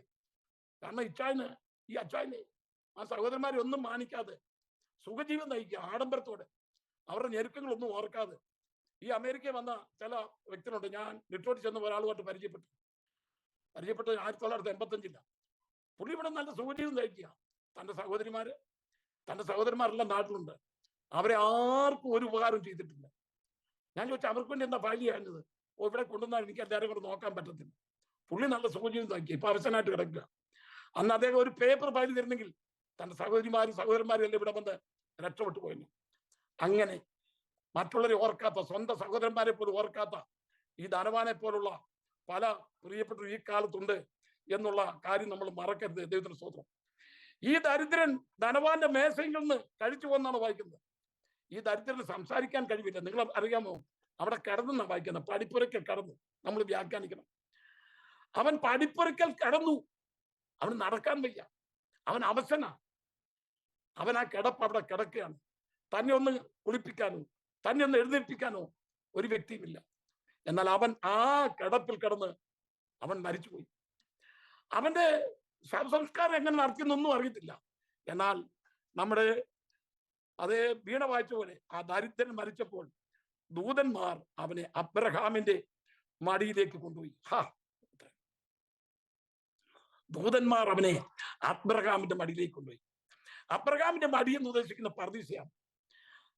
ക്രൂസിൽ കിടന്ന കള്ളൻ അവൻ കർത്താവിനോട് പ്രാർത്ഥിച്ചല്ലോ, കർത്താവേ നീ രാജ്യത്വം പ്രാപിച്ചു വരുമ്പോൾ എന്നെയും ഓർത്തുകൊള്ളണമേ. കർത്താവ് ഉടനെ കൊടുത്ത മറുപടി, നീ ഇന്ന് എന്നോടുള്ള പർദീസയിലിരിക്കുന്നു. നീ ഇന്ന് എന്നോടുള്ള പർദീസയിലിരിക്കും. അവൻ രക്ഷിക്കപ്പെട്ടത് ആ ട്രാക്റ്റിൽ എന്താ? ആ ക്രൂസിന്റെ മുകളിൽ നസറേനാകുന്ന യേശു യഹൂദന്മാരുടെ രാജാവ്. അവൻ രാജാവാണോ? ഇപ്പം രാജാവാണോ? അല്ല. എന്നാൽ അവൻ രാജാവായി വരുമെന്ന് അവൻ വിശ്വസിച്ചു. അവൻ ഒരിക്കൽ രാജാവായി വരും. ഇന്നവൻ രാജാവല്ല. നസറേനാകുന്ന യേശു യഹൂദന്മാരുടെ രാജാവ്. അതൊരു സ്റ്റേറ്റ്മെന്റ് ആണ്, ക്വസ്റ്റ്യൻ മാർക്കല്ല. ആണോ? എക്ലമേഷൻ അല്ല. എന്നാൽ അവിടെ സ്റ്റേറ്റ്മെന്റ് ആയിട്ട് തീർത്തു പറഞ്ഞിരിക്കുകയാണ്, അവൻ യഹൂദന്മാരുടെ രാജാവ്. ആ ബോർഡ് ട്രാക്ട് കണ്ടുകൊണ്ടാണ് ഇവൻ രക്ഷിക്കപ്പെട്ടത്. രണ്ടാമത് യേശുവിന്റെ പ്രാർത്ഥന കേട്ടാണ് ഇവൻ രക്ഷിക്കപ്പെട്ടത്. നാമോ ന്യായമായി ശിക്ഷ അനുഭവിക്കുന്നു, ഇവനോ അരുതാത്തൊന്നും ചെയ്തിട്ടില്ല. പിതാവെ ഇവർ ചെയ്യുന്ന ഇന്നെന്ന് അറിയാൽ ഇവരോ ക്ഷമിക്കണമേ എന്നുള്ള പ്രാർത്ഥന ഇങ്ങനെ പ്രാർത്ഥിച്ചുകൊണ്ടേയിരുന്നു. മനുഷ്യൻ ആ പ്രാർത്ഥനയും ഈ മുകളിലിരിക്കുന്ന എഴുത്തുമാണ് ഇവനെ രക്ഷയുടെ അനുഭവത്തിലേക്ക് നയിച്ചത്. INRI 3 ഭാഷയിൽ അവിടെ എഴുതി വെച്ചിരിക്കുകയാണ്. റോമൻ ഭാഷയില്, യമനായ ഭാഷയില്, സുറിയാനി ഭാഷയില്, 3 ലാംഗ്വേജിൽ ക്രൂസിന്റെ മുകളിൽ എഴുതി വെച്ചിരിക്കുകയാണ്, നാസറേനാകുന്ന യേശു യഹൂദന്മാരുടെ രാജാവ്. അവൻ വിശ്വസിച്ചു. അവൻ പറഞ്ഞു, കർത്താവെ നീ രാജ്യത്വം പ്രാപിച്ചു വരുമ്പോൾ എന്നെയും ഓർത്തുകൊള്ളണമേ. ഉടൻ മറുപടി എടുത്തു, നീ ഇന്ന് എന്നോടുള്ള പർദീസയിലിരിക്കും. കർത്താവായ യേശു മരിച്ച ദിവസം സ്വർഗത്തിലെ പർദീസയിലേക്ക് അല്ല പോയത്. എഫെസ്യ ലേഖനം 4-ാം അധ്യായം 8 മുതലുള്ള വാക്യങ്ങൾ നമ്മൾ വായിക്കുമ്പോൾ അവൻ ബദ്ധന്മാരെ പിടിച്ചുകൊണ്ട് സ്വർഗത്തിലേക്ക് കയറി എന്നതിനാൽ അവൻ ഭൂമിയുടെ അധോ ഭാഗങ്ങളിലേക്ക് ഇറങ്ങി എന്ന് വരുന്നില്ലയോ? 1 പത്രോസ് 3-ാം അധ്യായം 19-ാമത്തെ വാക്യത്തിൽ വായിക്കുന്നത്, അതേ പണ്ട് അവൻ നോഗയുടെ കാലത്ത്, നോഗ പ്രസംഗിക്കുന്ന സമയം, നോഗയുടെ കാലത്ത് ദീർഘക്ഷമയോടെ കാത്തിരിക്കുമ്പോൾ വചനം അനുസരിക്കാത്ത തടവിലുള്ള ആത്മാക്കളെ കണ്ടു പ്രസംഗിച്ചു എന്ന് വായിക്കുന്നു. യേശു പാതാള ലോകത്തിലേക്ക് ഇറങ്ങിച്ചെന്നു. പാതാള ലോകത്തിലേക്ക് ഇറങ്ങിച്ചെന്ന് പാതാള ലോകത്തിന് 3 ഭാഗമുണ്ട്. 1-ാം പാതാളം, 2-ാം പാതാളം, 3-ാം പാതാളം. ഏദൻ പർദീസയിൽ മനുഷ്യൻ പാപം ചെയ്തു കഴിഞ്ഞപ്പോൾ, ഏദൻ പർദീസ എന്ന് പറഞ്ഞാൽ അതിനെപ്പറ്റി ഞാൻ വിവരിക്കുന്നില്ല. പർദീസ എന്ന് പറഞ്ഞാൽ തോട്ടം എന്നർത്ഥം. ആ തോട്ടം ദൈവം ഉണ്ടാക്കിയത് സ്വർഗീയ പർദീസയുടെ ഒരു പ്രതിച്ഛായിയായിരുന്നു. സാക്ഷാത്തായ പർദീസ സ്വർഗത്തിലാണ്, 3-ാം സ്വർഗത്തിലാണ്. അപ്പോസ്തലനായ പൗലോസ് ആ പർദീസയെ കുറിച്ച് പറഞ്ഞിട്ടുണ്ട്. 2 കൊരിന്ത്യർ 12-ാം അധ്യായം 1 മുതൽ 3 വരെ. ക്രിസ്തുവിലുള്ള ഒരു മനുഷ്യനെ എനിക്കറിയാം. അവൻ 14 സംവത്സരം മുമ്പ് അവൻ സ്വർഗത്തിലേക്ക് എടുക്കപ്പെട്ടു. സ്വർഗത്തിലേക്ക് എന്നല്ല, 3-ാം സ്വർഗത്തോട് എടുക്കപ്പെട്ടു. ആ മനുഷ്യൻ പർദീസയിലും എടുക്കപ്പെട്ടു. ശരീരത്തോടെയോ ശരീരം കൂടാതെ എന്ന് ഞാൻ അറിയുന്നില്ല. ആ മനുഷ്യൻ പർദീസയിലും എടുക്കപ്പെട്ടു. അവൻ അവിടെ ഉച്ചരിച്ചുകൂടാത്ത ഭാഷ കേട്ടു. അവിടെ വെച്ച് ലഭിച്ച വെളിപ്പാടാണ് 1 കൊരിന്ത്യർ 13-ാം അധ്യായം. പൗലോസ് വന്ന് പറയാണ്, ഞാൻ മനുഷ്യരുടെയും ദൂതന്മാരുടെയും ഭാഷയിൽ സംസാരിച്ചാലും എനിക്ക് സ്നേഹമില്ല എങ്കിൽ ഞാൻ മുഴങ്ങുന്ന ചെമ്പവും കിളമ്പുന്ന കൈത്താളമോ അത്രേ. ദൈവത്തിന് അവന് സ്നേഹം കണ്ടത് സ്വർഗത്തിൽ ചെന്നപ്പോഴാണ്. വിശ്വാസമുണ്ട്, പ്രത്യാശയുണ്ട്, ഇതെല്ലാം വലുതാണ്. ഇവയിൽ ഏറ്റവും വലിയ സ്നേഹം കണ്ടത് സ്വർഗത്തിലാണ്. നമ്മളെല്ലാവരും സ്വർഗത്തിലേക്ക് പോകാൻ ആഗ്രഹിക്കുന്ന അവിടെ സ്നേഹമുള്ളതുകൊണ്ടാണ്. ഇവിടുത്തെ പോലെ അടിയും പിടിയും വഴക്കും ആണെങ്കിൽ സഭായത്തിനൊക്കെ സാക്ഷി പറയുകയും കുത്തിപ്രസംഗിക്കുകയും ചെയ്യുന്ന പോലെ സ്വർഗത്തിൽ ചെല്ലുമ്പോൾ കുത്തിപ്രസംഗവും അവിടെയും കെട്ടിയാന്ന് ചെയ്യുന്ന ആൾക്കാരൊക്കെ ഉണ്ടെങ്കിൽ ആരാ സ്വർഗത്തിലേക്ക് പോകാൻ ആഗ്രഹിക്കുന്നത്? നമ്മൾ സ്വർഗത്തിലേക്ക് പോകാൻ ആഗ്രഹിക്കുന്നത്. ഊമക്കത്ത് അയക്കുന്നവരൊക്കെ അവിടെ ഉണ്ടെങ്കിൽ നമ്മൾ നാല് ചോദിക്കേ. ഇന്ന് പാസ്റ്റർമാരുടെ പേരിലൊക്കെ ഊമക്കത്ത് അയക്കാറുണ്ട്. പേര് വെളിപ്പെടുത്താതെ ഫേസ്ബുക്കിലൊക്കെ ആൾക്കാർ എഴുതുന്നില്ലേ? സ്വർഗത്തിൽ അങ്ങനെയൊക്കെ അവിടെ ഫേസ്ബുക്കും കാര്യങ്ങളൊക്കെ ഉണ്ടെങ്കിൽ, ഊമക്കത്തൊക്കെ അയക്കുന്നുണ്ടെങ്കിൽ, സഭായോഗത്തിന് ഉള്ള പരിപാടി പോലെ കുത്തുസാക്ഷിയൊക്കെ ഉണ്ടെങ്കിൽ അവിടെ ആരാ പോകാൻ ആഗ്രഹിക്കുന്നത്? നമ്മളെല്ലാം സ്വർഗത്തിൽ പോകാൻ ആഗ്രഹിക്കുന്നത്. അവിടെ സ്നേഹിക്കുന്ന ഒരു പിതാവുണ്ട്, അവിടെ സ്നേഹിക്കുന്ന നമ്മുടെ കർത്താവായ യേശു അവിടെ ഉണ്ട്, പരിശുദ്ധാത്മാവ് അവിടെ ഉണ്ട്, അവിടെ ദൂതന്മാരുണ്ട്. അവിടെ സ്നേഹം മാത്രമേ ഉള്ളൂ. ആ സ്നേഹം മനസ്സിലാക്കിയത് അപ്പോസ്തലനായ പൗലോസ്. ഇതെല്ലാം വെച്ച് 14 സംവത്സരം മുൻപേ അവനെ മരിച്ചുപോയി എന്ന് വിചാരിച്ച അപ്പോസ്തലപ്രവൃത്തി 14-ാം അധ്യായം അവനെ ശത്രുക്കളെ അടിച്ച് കല്ലെറിഞ്ഞ് കൊന്നുകളഞ്ഞെന്നാ വായിക്കുന്നത്. അവൻ മരിച്ചു എന്ന് മനസ്സിലാക്കിയപ്പോൾ അവനെ കാട്ടിലേക്ക് തള്ളിക്കളഞ്ഞു. ആ സമയത്ത് അവന്റെ ആത്മാവ് മരിച്ചു. പൗലോസ് ആ ആത്മാവ് സ്വർഗീയ പർദീസയിൽ കടന്നുപോയി. കണ്ടതായ സ്നേഹമാണ് 1 കൊരിന്ത്യർ 13-ാം അധ്യായം എന്ന് വേദപണ്ഡിതന്മാർ പറയുന്നു. ശിഷ്യന്മാർ അവന്റെ ചുറ്റും നിന്ന് പ്രാർത്ഥിച്ചപ്പോൾ അവന്റെ ആത്മാവ് മടങ്ങി വന്ന് അവൻ ഉയർത്തെഴുന്നേറ്റു. അതുകൊണ്ടാണ് പൗലോസ് പറയുന്നത്, ക്രിസ്തുവിൽ മനുഷ്യനെ എനിക്കറിയാം, അവൻ 14 സംവത്സരം മുൻപ് 3-ാം സ്വർഗത്തോളം എടുക്കപ്പെട്ടു. ശരീരത്തോടെയോ ശരീരം കൂടാതെയോ എന്ന് ഞാൻ അറിയുന്നില്ല. ആ മനുഷ്യൻ പർദീസായോളം എടുക്കപ്പെട്ടു. ദൈവത്തിന്റെ പൈതലെ, ദൈവത്തിന്റെ സ്നേഹത്തിന്റെ ആഴം മാത്രമേ ഉള്ളൂ സ്വർഗത്തിൽ. ഭയങ്കര സ്നേഹമാണ്. നമ്മുടെ സഭയ്ക്ക് അത് അനുഭവിക്കാൻ ഒക്കത്തില്ല. കുടുംബത്തിന് ആ സ്നേഹം, അത് നമ്മുടെ കുടുംബമൊക്കെ ഉണ്ടല്ലോ, കുടുംബം ഒക്കെ ആ സ്നേഹത്തിന്റെ സ്വർഗത്തിന്റെ പർദീസയാക്കി നമ്മൾ മാറ്റണം. നമ്മുടെ സഭയുണ്ടല്ലോ, ഒരു സ്വർഗീയ പർദീസായിലെ അനുഭവം പോലെ ആക്കി മാറ്റണം. ദൈവത്തിന് സ്തോത്രം. ഈ ദരിദ്രൻ മരിച്ചപ്പോൾ അവൻ അബ്രഹാമിന്റെ മടിയിലേക്ക് പോയി. ഏദൻ പർദീസയിൽ മനുഷ്യന്റെ പാപം നിമിത്തം ഏദൻ പർദീസയുടെ വാതിലടച്ച് കെരൂബുകളെ അവിടെ ആക്കി തിരിഞ്ഞുകൊണ്ടിരിക്കുന്നവാണ്. ഏദൻ പർദീസയിലേക്കുള്ള പ്രവേശനം നഷ്ടപ്പെട്ടു പോയി മനുഷ്യന്. അവിടേക്കുള്ള പ്രവേശനം നഷ്ടപ്പെട്ടെന്ന് പറഞ്ഞാൽ അതിന്റെ അർത്ഥം സാക്ഷാത്തായ സ്വർഗീയ പർദീസയിലേക്കുള്ള പ്രവേശനം നഷ്ടപ്പെട്ടെന്നാണ്. അതുകൊണ്ട് ദൈവം താൽക്കാലികമായി ഈ ഭൂമിക്ക് അടിയിൽ ഒരുക്കിയ ഒരു പർദീസയാണ് അബ്രഹാമിന്റെ മടി എന്ന പേരിനാൽ അറിയപ്പെടുന്നത്. പഴയ നിയമ വിശുദ്ധന്മാരെല്ലാം പൊയ്ക്കൊണ്ടിരുന്നത് ഈ ഭൂമിക്കടിയിലാണ്. അതൊരു തിയോളജിയാണ്, തെളിയിപ്പാൻ തക്കുന്ന സമയമില്ല. അതേ ജോസഫ് മരിച്ചു കഴിഞ്ഞപ്പോൾ യാക്കോബ് എന്താണ് പ്രാർത്ഥിച്ചത്? നിങ്ങൾ എന്റെ നാരിയെ ദുഃഖത്തോടെ എന്റെ മകന്റെ അരിക്കൽ പാതാളത്തിലേക്ക് ഇറങ്ങുമാറാക്കും. ഇയ്യോ പറഞ്ഞ വാചകം എന്താ? ആ പരമഭക്തൻ, എന്റെ പ്രത്യാശയുടെ പാതാളത്തിൽ എന്റെ കിടക്ക ഞാൻ തിരിച്ചിരിക്കുന്നു. കാരണം പഴയ നിയമ ഭക്തന്മാരുടെ എല്ലാം പ്രത്യാശ ഭൂമിക്കടിയിലുള്ള പാതാള ലോകത്തിലേക്കായിരുന്നു. ദുഷ്ടന്മാരുടെ ആത്മാക്കളും പാതാളത്തിലേക്കൊക്കെ ആണ് പോയിക്കൊണ്ടിരുന്നത്. 9-ാം സങ്കീർത്തനം 17-ാമത്തെ വാക്യത്തിൽ ദുഷ്ടന്മാരും ദൈവത്തെ മറക്കുന്നവരും പാതാളത്തിലേക്ക് തിരിയും. പക്ഷെ അവരുടെ പാർപ്പിടം 2 സ്ഥലത്താണ്. അത് ഏറ്റവും അടിയിലാണ് യാതനാസ്ഥലം, ഏറ്റവും മുകളിലാണ് അബ്രഹാമിന്റെ മടി എന്ന് പറയുന്ന പർദീസ. മരണത്തിന്റെയും പാതാളത്തിന്റെയും താക്കോൽ യേശുക്രിസ്തുവിന്റെ കയ്യിലുണ്ട്. കർത്താവായ യേശുക്രിസ്തു മരിച്ച അന്ന് തന്നെ അവൻ ഭൂമിയുടെ അധോഭാഗങ്ങളിലേക്ക് ഇറങ്ങി. കാരണം യാഗം കഴിച്ച് ദൈവത്തോട് നിയമം ചെയ്ത വിശുദ്ധന്മാർ, ഹാബേൽ മുതലുള്ള വിശുദ്ധന്മാരോടുണ്ട്. യേശു മരിച്ചു കുറച്ചു കഴിഞ്ഞപ്പം കള്ളനും മരിച്ചു, അവന്റെ ആത്മാവും ഈ മേലത്തെ പർദീസായി ചെന്നു. അതേ യേശുവിനെ തള്ളി പറഞ്ഞ കള്ളൻ മരിച്ചു, യാതനാ സ്ഥലത്തേക്ക് പോയി. ഈ കള്ളനും അവിടെ ചെന്നു. യേശു പാതാള ലോകത്തിന്റെ വാതിൽ തുറന്നു, അകത്ത് കയറി. അപ്പോഴത്തേക്ക് യേശുവിനെ കണ്ടുടനെ അതേ യേശു പറഞ്ഞു, നിങ്ങൾ ആരെ നോക്കി യാഗം കഴിച്ചു? ആ യാഗം ഞാൻ പൂർത്തീകരിച്ചിരിക്കുന്നു, ഞാനാണ് മശിഹ.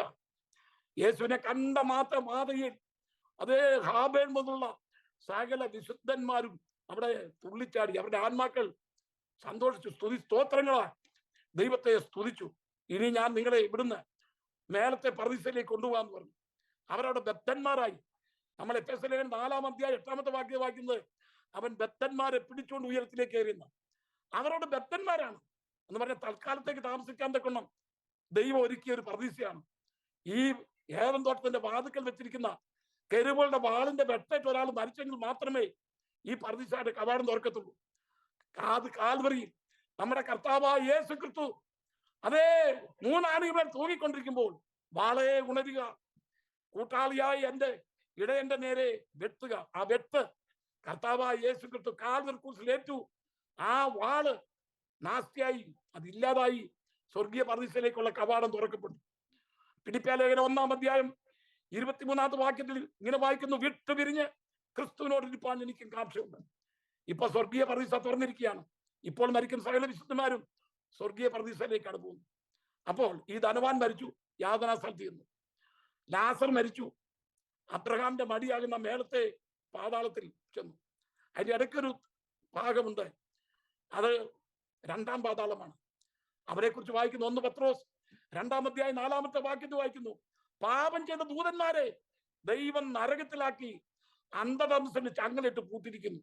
അങ്ങനെ പാപം ചെയ്ത ഒരു കൂട്ടം ദൂതന്മാരുണ്ട്, അവർ ലൂസിഫർ അല്ല. അതുപോലെ തന്നെ യൂദായുടെ 6-7 ലേഖനം വായിക്കുമ്പോൾ യൂദായുടെ 6-7 വാക്യങ്ങൾ, തങ്ങളുടെ വാഴ്ച കാത്തുകൊള്ളാതെ സ്വന്തം വാസസ്ഥലം വിട്ടുപോയ ദൂതന്മാരെ മഹാദിവസം ചങ്ങലെ ഇട്ട് അന്ധകാരത്തിന്റെ തമസിൽ സൂക്ഷിച്ചിരിക്കുന്നു. ഇതൊക്കെ പഠിക്കേണ്ട വിഷയങ്ങളാണ്, എന്റെ വെളിപ്പാട് ദിവസത്തിന്റെ ക്ലാസ്സിലെ വിഷയങ്ങളാണ്. അപ്പൊ 1-ാം പാതാളത്തിൽ ഹാബേൽ മുതലുള്ള സകല വിശുദ്ധന്മാരും അവസാനം ക്രൂശിലെ കള്ളപ്പരട വന്നു. ഏറ്റവും അടി അധമ പാതാളം, അവിടെ വെള്ളമൊന്നും കിട്ടത്തില്ല. ഒരു അത് എപ്പോഴും അതേ തീ കുണ്ടത്തിൽ കിടക്കുകയാണ്. അവിടെ എപ്പോഴും ദാഹമേ ഉള്ളൂ. അത് അങ്ങോട്ടും ഇങ്ങോട്ടും ഭയങ്കര ബഹളമാണ് അവിടെ. ഭയങ്കര നിലവിളിയാണ്. ഈ റഷ്യയിൽ സൈബീരിയയിൽ കുറെ വർഷങ്ങൾക്ക് മുമ്പ് ഞാൻ ബോംബെ ഇരുന്നപ്പോ പത്രത്തിൽ വന്ന വാർത്തയാണ്. അവര് ഭൂമി അടിഭാഗം കിഴിച്ച് അതിൽ കമ്പ്യൂട്ടർ സംഘടിപ്പിച്ച് വളരെ ആഴത്തിൽ ചെന്നപ്പോൾ വലിയൊരു നിലവിളി കേട്ടുന്നു. ഒരു കൂട്ടം നിലവിളി, അയ്യോ വെള്ളം വേണേ എന്നൊക്കെ പറഞ്ഞുള്ള നിലവിളി കേട്ടുന്ന. അപ്പൊ അവര് അത് ഞാൻ അതിനെപ്പറ്റി പൂർണ്ണമായിട്ട് ഉറപ്പോടെ പറയുന്നില്ല. പക്ഷെ പത്രത്തിൽ ബോംബെയിൽ ഞാൻ ആയിരുന്നപ്പോൾ അവിടെ പത്രങ്ങളിൽ വന്ന വാർത്തയാണ്. റഷ്യയിൽ സൈബീരിയ നടന്ന സംഭവമാണ്. അത് അവരാഴത്തിൽ ഭൂമിയുടെ അതോ ഭാഗങ്ങളിലേക്ക് അവരതിന്റെ സൂചി ഇറക്കി ഭയങ്കര ഒരു കമ്പ്യൂട്ടർ സംഘടിപ്പിച്ച് ആ സൂചി ഇറക്കും ഭയങ്കര നിലവിളി കേട്ടുന്ന, ദാഹിക്കുന്നേ പുഴുവാണേ എന്നൊക്കെ പറഞ്ഞു ബഹളം. അപ്പൊ അന്ന് ശേഷം പറഞ്ഞു അവര് പെട്ടെന്ന് ഇത് കേട്ട ആൾക്കാര്, ഇത് ചെയ്തുകൊണ്ടിരുന്ന അതേ എഞ്ചിനീയേഴ്സ് ചിലർ ബോധം കെട്ട് താഴെ പോയി. കൂട്ട നിലവിളിയായിരുന്നു. അത് കേട്ട് കഴിഞ്ഞപ്പോ ചിലരൊക്കെ ബോധം കെട്ട് താഴെ പോയി. പെട്ടെന്ന് അവര് അവിടെ അടച്ചു. അത് പിന്നെ അതിനെപ്പറ്റി ഗവേഷണം നടത്തിയില്ല. അത് കേട്ട വ്യക്തി പറയും നരകം എന്ന് പറയുന്ന ഒരു യാഥാർത്ഥ്യമാണ്, നരകമുണ്ട് എന്ന് പ്രത്യേകമായി പറയുകയുണ്ടായി. ദൈവത്തിന് സ്തോത്രം. ഇപ്പം ധനവാൻ യാതനാ സ്ഥലത്ത് എന്ന് ദാഹിക്കുക, വെള്ളം കിട്ടുന്നില്ല. ദൈവത്തിന്റെ പൈതലേ, ഈ ലോകത്തെ വെച്ചാണ് നമ്മൾ തെരഞ്ഞെടുപ്പ് നടക്കേണ്ടത്. എന്നാൽ ലാസർ മരിച്ചപ്പോൾ അവന് ഒരു നല്ല അടക്കം കിട്ടിയാൽ നമുക്ക് കാണുവാൻ കഴിയുന്നില്ല. അവൻ മരിച്ചു. പക്ഷെ ദൂതന്മാർ വന്നാണ് അവനെ എടുത്തുകൊണ്ട് പോയത്, അവന്റെ ആത്മാവിനെ. നിങ്ങൾ ധാരിച്ചു നോക്കിയേ, നമ്മൾ ഭക്തന്മാർ മരിക്കുമ്പോൾ എപ്പോഴും പറയുന്നൊരു വാചകം ഞാൻ കേട്ടിട്ടുണ്ട്. മഹാനായ എന്നെ പഠിപ്പിച്ചൊരു പാസ്റ്റർ പി സി ചാക്കോ, അദ്ദേഹം കീഴ്വായ്പുകാരനാണ്, ഒരു ഭക്തനായിരുന്നു. അദ്ദേഹം മരിക്കാൻ കിടന്നപ്പോൾ അദ്ദേഹം പറയുന്നു, ഇതാണോ മരണം? ആണ് ദൂതന്മാർ വന്നിരിക്കുന്നു, അവർക്ക് കാണാൻ ദൈവമക്കളെ, ദൂതന്മാർ വന്നിരിക്കുന്നു.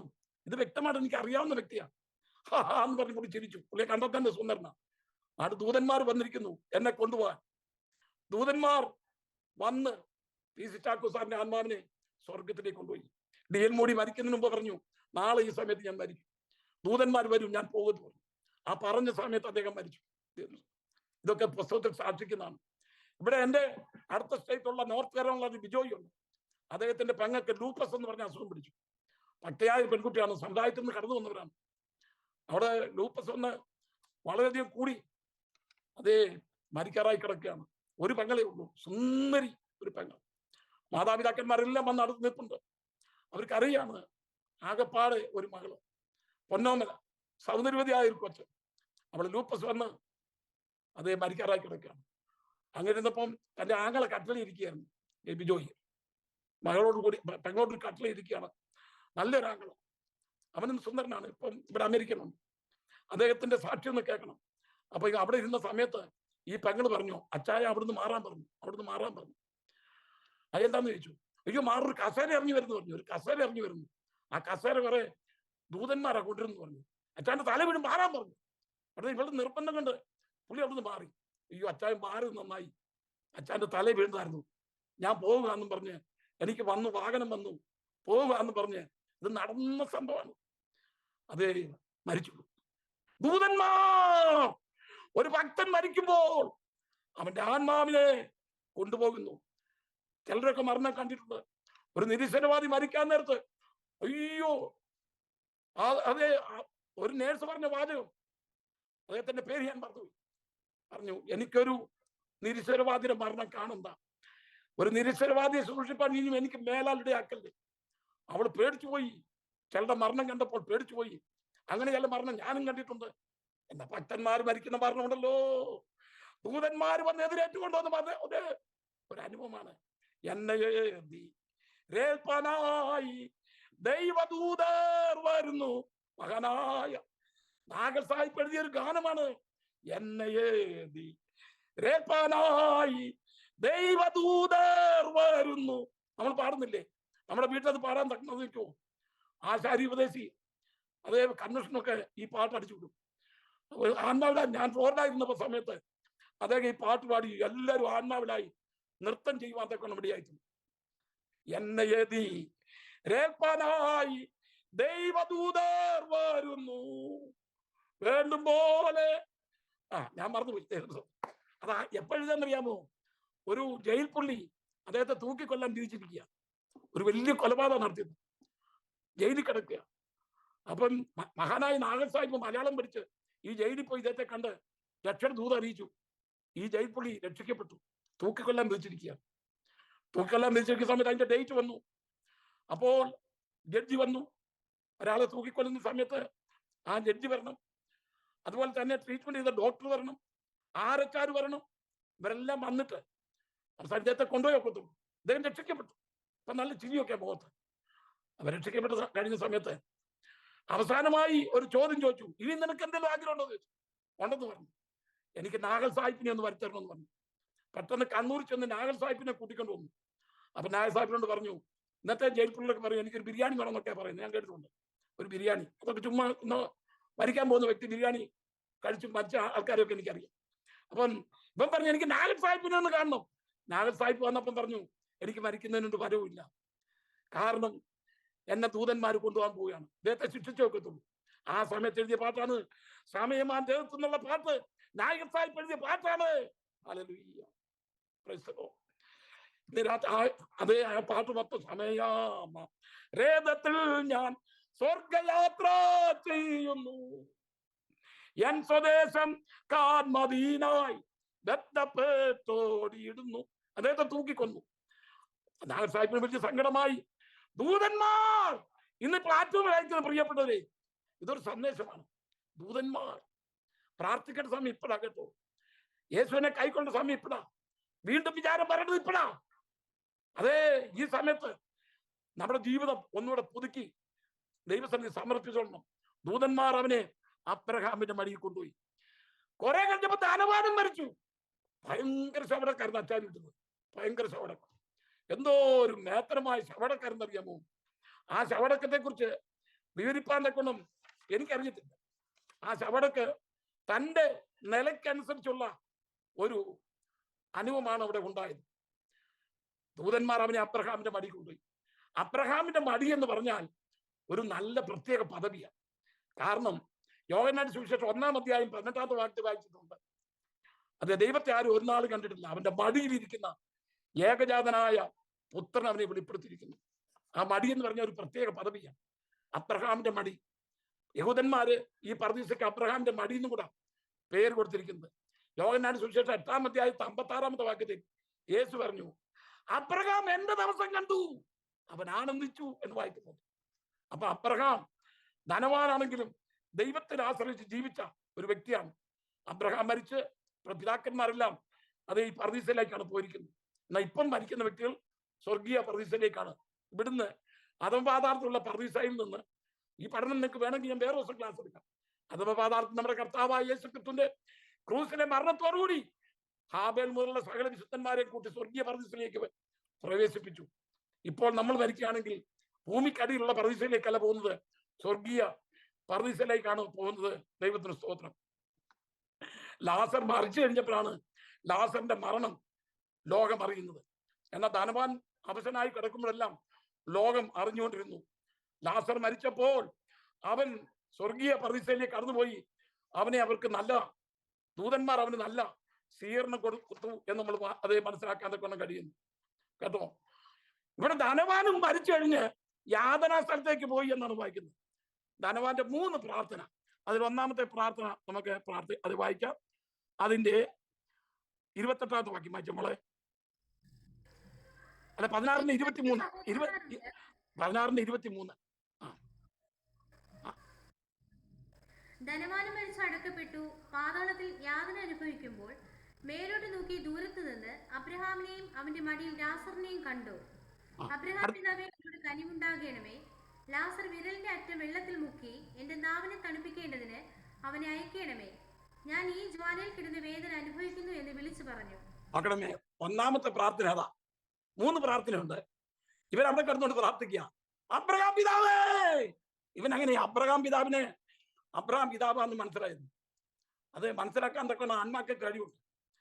അബ്രഹാമിനെ അവന്റെ മടിയിരിക്കുന്ന ലാസറിനെയും കണ്ടു. 1-ാമത്തെ പ്രാർത്ഥന, അബ്രഹാം പിതാവേ, ലാസറിനെ ഇങ്ങോട്ട് നയിക്കണമേ, ഞാനിവിടെ വെള്ളം കിട്ടാതെ വിഷമിച്ചിരിക്കുകയാണ്, അതുകൊണ്ട് അവനെ വിട്ടിട്ട് എന്നോട് ഒരു തുള്ളി വെള്ളം തരാൻ തക്കൊണ്ണം അവനെ ഇങ്ങോട്ട് നയിക്കണമേ.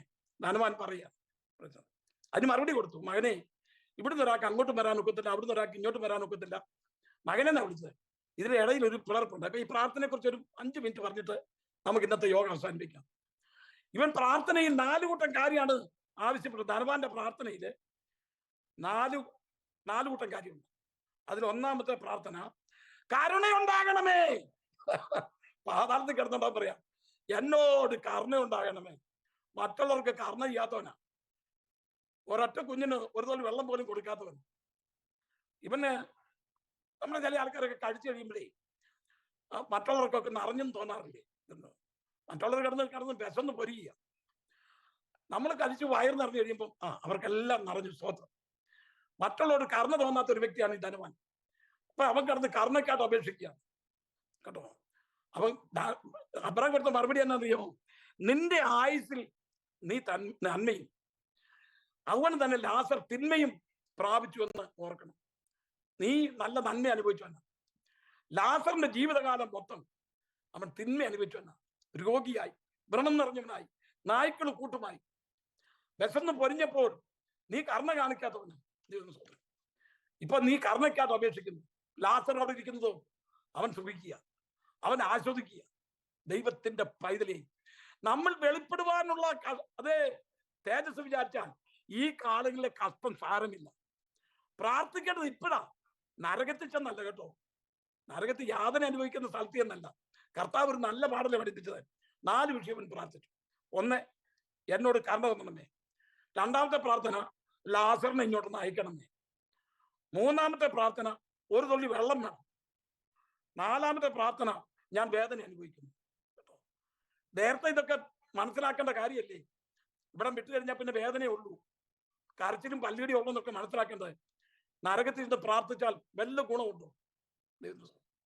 കാരണം ദൈവം രക്ഷയ്ക്ക് ഒരു പരിധി വെച്ചിട്ടുണ്ട്. നോഗ 120 വർഷം പ്രസംഗിച്ചു. അവസാനം പെട്ടകം അടച്ചതാരാന്നറിയാമോ? ദൈവം അടച്ചത്. അപ്പം നോഗ അടക്കിയായിരുന്നെങ്കിൽ പിന്നെ തുറന്ന് അളിയാ എന്ന് വിളിക്കുമ്പോ ഉണ്ടല്ലോ, അളിയന്മാരുടെ വിളി കേൾക്കുമ്പോൾ അളിയൻ കിടന്ന് വെള്ളം കുടിക്കുക. താഴെ കിടന്നേ വെള്ളം കുടിച്ച് ചാകാൻ തുടങ്ങുക. അളിയാ തുറക്കണമെന്ന് പറഞ്ഞപ്പോ അബ്രഹാം അളിയനോടുള്ള സ്നേഹം കൊണ്ട് തുറന്നു കൊടുത്തന്നെ. എന്നാൽ യഹോവ വാതിൽ അടച്ചോണ്ട് അതായത് നോയ്ക്ക് തുറക്കാനൊക്കത്തില്ല. രക്ഷയുടെ വാതിൽ അടച്ചു കളഞ്ഞു. ഈ സമയത്താണ് നമ്മുടെ ജീവിതം. രക്ഷയ്ക്ക് 3 വശമുണ്ട്. രക്ഷിക്കപ്പെട്ടു, രക്ഷിക്കപ്പെട്ടുകൊണ്ടേയിരിക്കുന്നു, രക്ഷിക്കപ്പെടും. രക്ഷിക്കപ്പെട്ട് കഴിഞ്ഞാൽ മാത്രം പോരാ, രക്ഷിക്കപ്പെട്ടുകൊണ്ടേയിരിക്കണം. ദിനംതോറും നമ്മുടെ ജീവിതം പരിശോധിക്കണം. നമ്മുടെ ജീവിതം കാത്തു സൂക്ഷിക്കണം. നമ്മുടെ ജീവിതത്തിൽ മാലിന്യം പറ്റാതെ സൂക്ഷിക്കണം. നമ്മുടെ ജീവിതമാകുന്ന വസ്ത്രത്തിൽ ചെളി പറ്റാതെ സൂക്ഷിക്കണം. ജീവിതം നമ്മളിങ്ങനെ വായിക്കുന്നില്ലേ, അവരുടെ വിശ്വാസം ഓർത്ത്, അവരുടെ ജീവാവസാനം ഓർത്ത് അവരുടെ വിശ്വാസം അനുകരിപ്പി. പൗലോസ് പറയുന്നത്, ഞാൻ പ്രസംഗിച്ചിട്ട് എന്നെ തന്നെ കൊള്ളരുതായിട്ട് എന്റെ ജീവിതം കളഞ്ഞാൽ എന്ത് പ്രയോജനം? പ്രസംഗിക്കുന്നെങ്കിൽ പ്രസംഗം അനുസരിച്ച് ജീവിക്കണം. പൗലോസ് എത്രയും എടുത്ത് പറയുന്നു, നിങ്ങളോട് ദൈവവചനം അറിയിച്ച് നിങ്ങളെ നടത്തിയവരെ ഓർത്തുകൊള്ളുകയും അവരുടെ ജീവാവസാനം ഓർത്ത് അവരുടെ വിശ്വാസം അനുകരിപ്പി. നമ്മുടെ ജീവിതത്തിന്റെ അവസാനം ഏറ്റവും നന്നായിരിക്കണം. ഇപ്പോൾ ഇവിടെ പറയാണ് 4 കൂട്ടം കാര്യം. കരുണ ഉണ്ടാകണമെന്ന്. ലാസറിനെ ആയിക്കൊണ്ടെന്ന് എന്തോ ഒരു അവിടെയും ചെന്ന് പാര വെക്കാൻ അവൻ നോക്കുന്നു. ഒരിക്കല് ഒരാളെ ഒരു കേസില് അതേ മരിക്കാറായി കിടക്കുക. ഒരു ഭയങ്കര പിശുക്കനാ. പിശുക്കെന്ന് പറയാൻ ഭയങ്കര പിശുക്കൻ. കണ്ടവർക്കിട്ടെല്ലാം നല്ല നമ്മുടെ മലയാളം ഭാഷ പറഞ്ഞ ആപ്പ് വെക്കുന്നവന്. അപ്പം ഇവൻ അവിടെ മരിക്കാറായി കിടക്കുക. അപ്പൊ ഇദ്ദേഹത്തിന്റെ ഒരു സ്നേഹിതനുണ്ട്. ആ സ്നേഹിതൻ കടന്നു നിന്നു. അപ്പൊ ഇദ്ദേഹം മരിക്കും, ഡോക്ടർ മരിച്ചു പോകുന്നു. അപ്പം അദ്ദേഹത്തിന് വേണ്ടതെല്ലാം കൊടുത്തോളാൻ പറഞ്ഞു. അതായത് തൻ്റെ ഒരു ഉറ്റ സ്നേഹിതനായിരിക്കുന്ന വ്യക്തി അവിടെ ചെന്നപ്പോൾ ചോദിച്ചു, അതെ അച്ചായ എന്തെങ്കിലും വേണമെന്ന് ചോദിച്ചു. എനിക്ക് ഒരൊറ്റ ആഗ്രഹം ഉണ്ടെന്ന് പറഞ്ഞു. എന്താന്ന് ചോദിച്ചു. ഞാൻ കുറച്ച് കഴിയുമ്പോൾ മരിച്ചു കഴിയുമ്പോൾ നീ ആണ്ടാ അലബാൻ കൊണ്ടല്ലോ കമ്പിപ്പാര, അതെടുത്തത് ഞാൻ നെഞ്ചത്തോട്ട് അങ്ങ് കുത്തി ഇറക്കണമെന്ന് പറഞ്ഞു. അയ്യോ, ഞാനൊരിക്കലും അങ്ങനെ ചെയ്തില്ല. ഇല്ല, ഇതെന്റെ ഒരു ആഗ്രഹമാണ്. ഞാൻ മരിച്ചെന്റെ ജീവൻ അങ്ങോട്ട് പോകുന്ന വരുമ്പോ ഈ കമ്പിപ്പാര അങ്ങോട്ട് കുത്തി ഇറക്കും. ഈ പാവം വിചാരിച്ചു ശരിയാണ്. പുള്ളി മരിച്ചു ജീവൻ അങ്ങോട്ട് പോയപ്പോൾ കമ്പിപ്പാര കുത്തി അങ്ങ് ഇറക്കി കഴിഞ്ഞ് പുള്ളി മരിച്ചെന്ന് അറിഞ്ഞപ്പോഴത്തേക്ക് പെട്ടെന്ന് നോക്കിയപ്പോൾ കമ്പിപ്പാര കുത്തി കയറ്റി. ഉടനെ പോലീസും പട്ടാളം വന്നു ഇവനെ അറസ്റ്റ് ചെയ്ത് ഇവനെ തൂക്കിലിടാനൊക്കെ ഉണ്ടായിരുന്നു. നോക്കണമേ, ഭരിക്കുന്ന സമയത്ത് ആപ്പ് വെക്കുന്ന ആൾക്കാരില്ലേ. അപ്പൊ അവൻ ഭരിക്കാൻ നേരത്തും ഒരുത്തന്റെ ആപ്പ് വെക്കാൻ നോക്കുക. ഈ ലാസർ അതെ, ഈ ധനവാന്റെ പ്രാർത്ഥന കേട്ടെന്നാൽ ലാസറിനെ അയക്കാന്ന് പറഞ്ഞ് അങ്ങോട്ട് പിടിച്ചാണെങ്കിൽ ധനവാന്റെ കുരുട്ടുപതിയാ കേട്ടോ. അവനെ അവിടെ പിടിച്ചിട്ട് പിന്നെ തിരിച്ചുവിടാതിരിക്കാൻ വേണ്ടിയുള്ള പരിപാടിയാണ്. അവനും കിടന്ന് ഈ യാതന അനുഭവിക്കാൻ വേണ്ടിയുള്ള ആപ്പ് വെക്കാൻ നോക്കും. ലാസറിനെ ഇങ്ങോട്ട് അയക്കണമേ, ഞാനത് ജോക്ക് പറഞ്ഞെന്ന് മാത്രം. ലാസറിനെ ഇങ്ങോട്ട് അയക്കണമേ.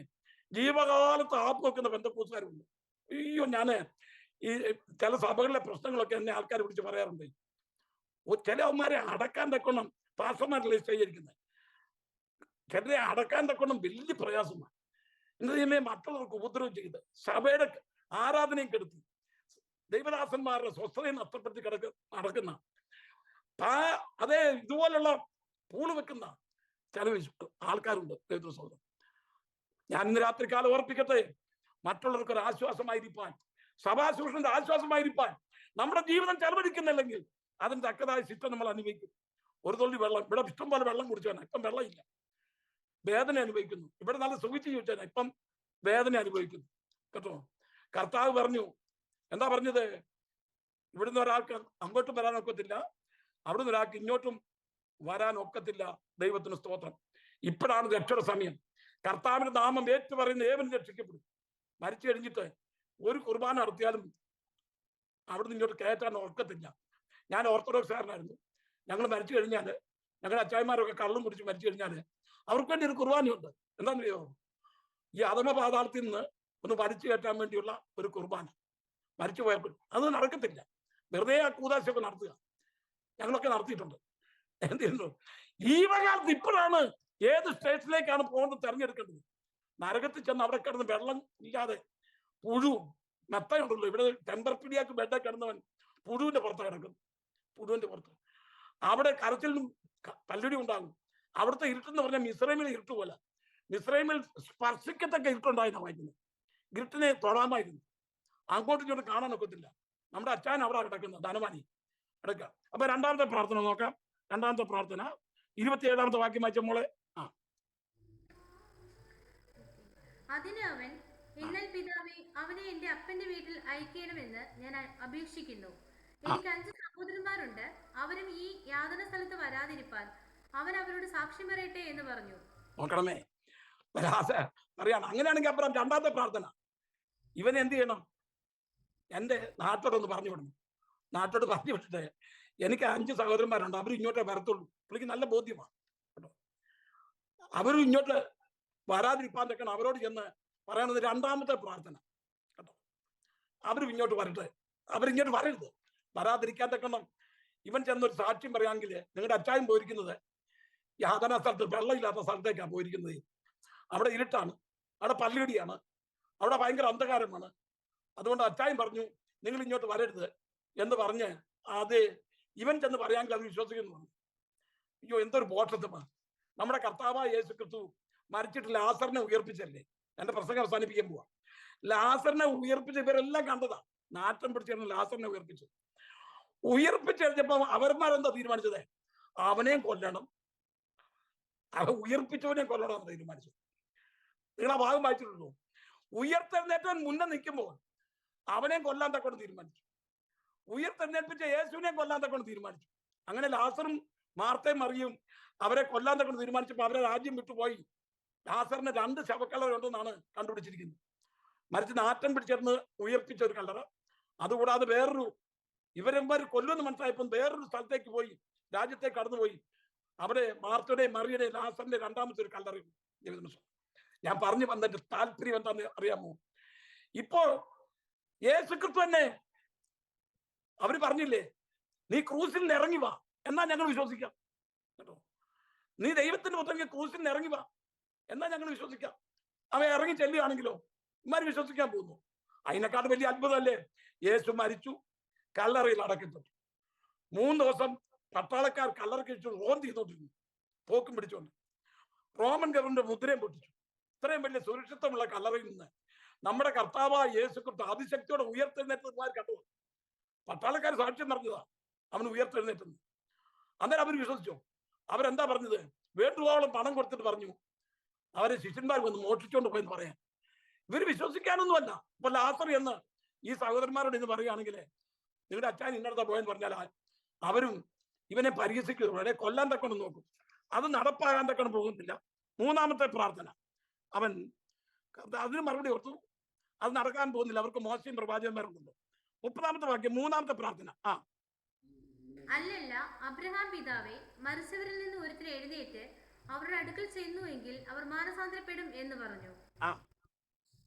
അവരോട് അവർ മോശയുടെയും പ്രവാചകന്മാരുടെ വാക്ക് കേൾക്കാഞ്ഞാൽ മരിച്ചവരിൽ നിന്ന് ഒരുത്തൻ എഴുന്നേറ്റ് ചെന്നാൽ വിശ്വസിക്കുകയില്ല എന്ന് പറഞ്ഞു. നോക്കണമേ, മൂന്നാമത്തെ പ്രാർത്ഥന, കർത്താവെ മരിച്ചവരിൽ നിന്ന് ഒരുത്തൻ ചെന്നാല് അവര് വിശ്വസിക്കും. മറ്റേ അത്രയ്ക്ക് കൊള്ളരുതാത്തവന്മാരാ, ആൾക്കാർക്ക് നാടിന് മൊത്തം തലവേദന ആയിരിക്കുന്നവരാ. മരിച്ചവരിൽ ഒരുത്തൻ എഴുന്നേറ്റ് ചെന്നാലും അവരുടെ വാക്ക് കേൾക്കും, വിശ്വസിക്കുന്നു പറഞ്ഞു. കർത്താവ് പറഞ്ഞു അത് നടക്കാൻ പോകുന്ന കാര്യമല്ല. ഇന്ന് രാത്രികാലം ഈ പ്രാർത്ഥനയോടുള്ള ബന്ധം എനിക്ക് പറയാൻ തക്കണുള്ളത്, നമ്മുടെ ജീവകാലത്ത് ദൈവം തന്നിരിക്കുന്ന ആയുസ് ഭക്തിയോടെ, രക്ഷിക്കപ്പെട്ടവരോട് പറയാനുള്ളത് ഭക്തിയോടെ, വിറയലോടെ നമ്മൾ ഇവിടുന്ന് പോയി കഴിഞ്ഞാൽ എവിടേക്കാ പോകുന്നുള്ളത് നല്ല തിട്ടം പ്രാപിച്ചിരിക്കണം. പ്രൈസലോ, ഇത്രത്തോളം നമ്മൾ ദൈവത്തിനെ കേൾക്കുകയും പഠിക്കുകയും മറ്റുള്ളവരെ പഠിപ്പിക്കുകയും ചെയ്താണ് നമ്മൾ. ഒരു കാര്യം ഓർത്തോണം, നമ്മൾ പാതാളത്തിൽ ചെന്ന് കഴിഞ്ഞാൽ, ഈ നരകത്തിൽ ചെന്ന് കഴിഞ്ഞാൽ അവിടെ ഉള്ളവന്മാരും നമ്മൾ വിട്ടേക്കില്ല, എടുത്തിട്ട് പൊതിക്കും. ഇവിടെ ജയിലിൽ പോയ പലരും എനിക്കറിയാം. എൻ്റെ സ്നേഹിതം പോയിട്ടുണ്ട്, ഒരു ഫ്ലോറിഡയിൽ നടന്നപ്പോൾ. അവിടെ ചെന്ന ഉടനെ ജയിൽ പുള്ളികളെല്ലാം കൂടെ ഇവനെ എടുത്തിട്ടങ്ങ് പോയി അവരാ പിന്നെ കൈകാര്യം ചെയ്യുന്നത്, അടിക്കുക. അത് എന്ന് പറഞ്ഞ പോലെ ഇവിടെ മറ്റുള്ളവരുടെ സുവിശേഷമൊക്കെ പറഞ്ഞിട്ട് ജീവിതം കൊള്ളതാത്തായിട്ട് സൂക്ഷിച്ചിട്ട് പാതാളത്തിലെങ്ങാനും ചെന്ന് പോയെങ്കിൽ അവിടെ ഉള്ളവന്മാരെല്ലാം കൊണ്ട് എടുത്തിട്ട് പൊരിക്കും. അതുകൊണ്ട് ദൈവത്തിന്റെ പൈതലേ, ഇപ്പൊ തന്നെയാണ് എട്ടാം ദിവസം, ഇപ്പോൾ തന്നെയാണ് സുപ്രസാദകരം. രക്ഷിക്കപ്പെട്ടവനും ഇപ്പോൾ തന്നെ ജീവിതം ക്രമീകരിച്ച് ഒരു നല്ല അന്ത്യം പ്രാപിപ്പാൻ, നല്ല അവസാനം പ്രാപിപ്പാൻ പ്രാർത്ഥന ഇപ്പോഴേ ഫലിക്കത്തുള്ളൂ, പിന്നെ പ്രാർത്ഥന നടക്കത്തില്ല. അതുകൊണ്ട് നമ്മുടെ പ്രാർത്ഥന, കർത്താവേ നിന്റെ രാജ്യം വരണമേ എന്നുള്ള പ്രാർത്ഥനയിൽ നമ്മുടെ ആ നല്ല നാട്ടിലേക്ക് പോകാൻ നമുക്ക് എല്ലാവർക്കും ഒരുങ്ങാം. ദൈവവചനങ്ങളാൽ അനുഗ്രഹിക്കട്ടെ. ഇപ്പോൾ വീണയും ആഭിഷേകം ചേർന്നൊരു പാട്ട് പാടും.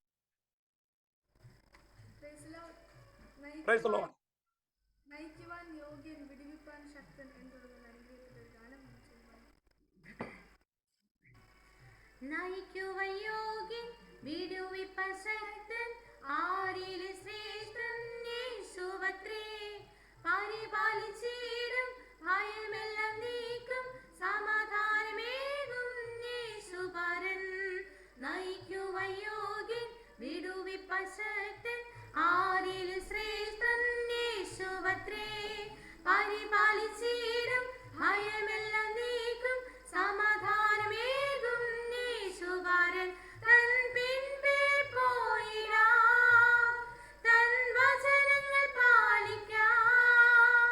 തൻ പിൻപേ പോയിടാം, തൻ വചനങ്ങൾ പാലിക്കാം. കത്തൻ വരവിൻ കാലം വരെയും വിശുദ്ധിയിൽ ജീവിക്കാം. കത്തൻ വരവിൻ കാലം വരെയും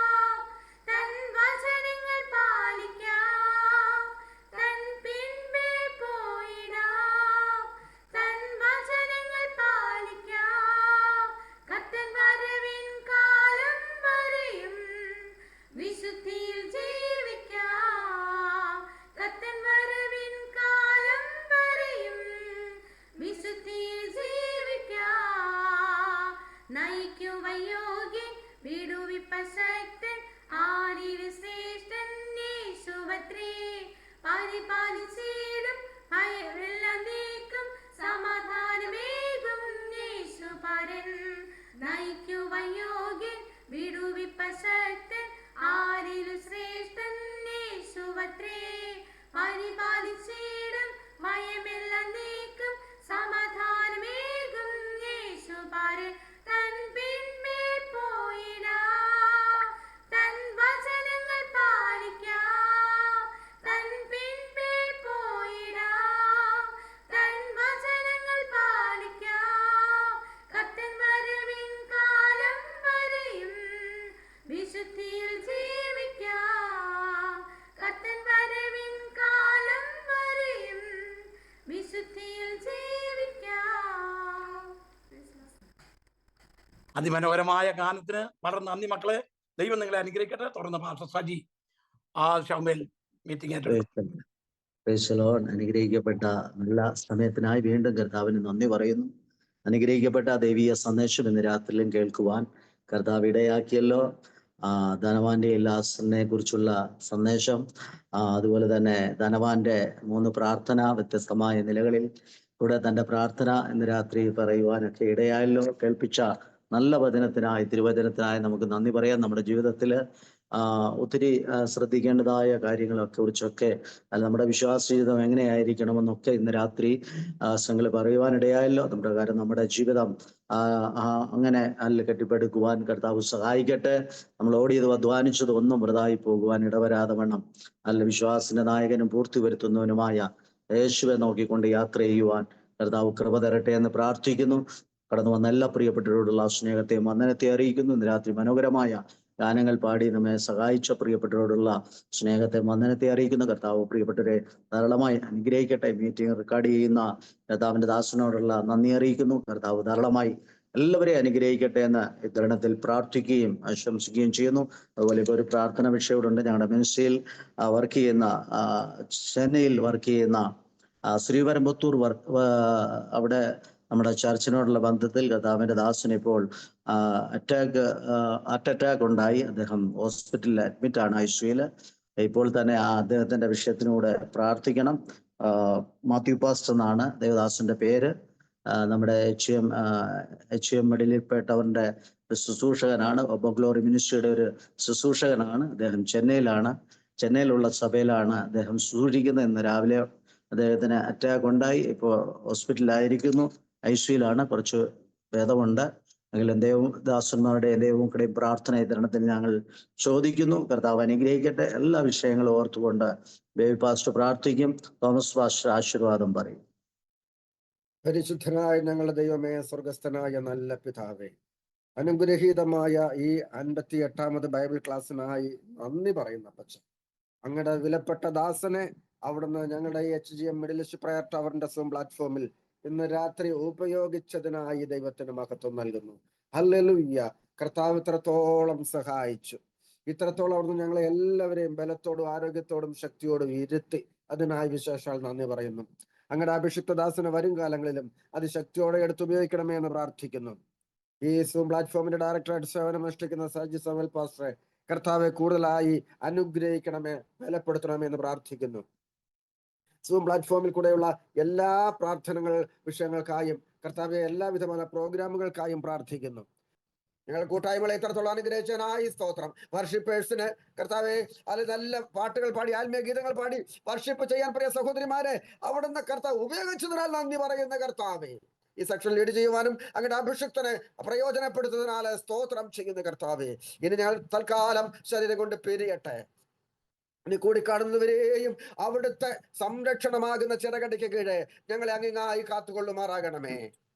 ഞങ്ങൾക്കല്ല യഹോവേ, ഞങ്ങൾക്കല്ല, ഞങ്ങളുടെ ഈ കൂടി വരവ് നിമിത്തവും അവിടുത്തെ നാമത്തിന് തന്നെ മഹത്വം വരുത്തുമാറാകണമെന്ന് ഞങ്ങൾക്കായി കാൽവറിയിൽ ജീവനെ തന്ന, ഹല്ലേലൂയ, മരിച്ചടക്കപ്പെട്ട് ഉയർത്തെഴുന്നേറ്റ് ഇപ്പോഴും പിതാവിന്റെ വലത്ത് ഭാഗത്ത് ഞങ്ങൾക്ക് വേണ്ടി പക്ഷവാദം കഴിച്ചുകൊണ്ടിരിക്കുന്നവനും എത്രയും താമസം വിന തന്റെ നിർമ്മല കാന്തയെ ചേർപ്പാൻ മധ്യാകാശ വെളിപ്പെടുവാനും പോകുന്ന ഞങ്ങളുടെ ആത്മ മണവാളനായ യേശു ക്രിസ്തുവിന്റെ നാമത്തിൽ ഏറ്റവും താഴ്മയോടെ കെഞ്ചുന്ന ഈ പ്രാർത്ഥനയും കൊണ്ട് ഞങ്ങളെ അനുഗ്രഹിക്കണമേ, സർവശക്തനായ സ്വർഗീയ പിതാവേ.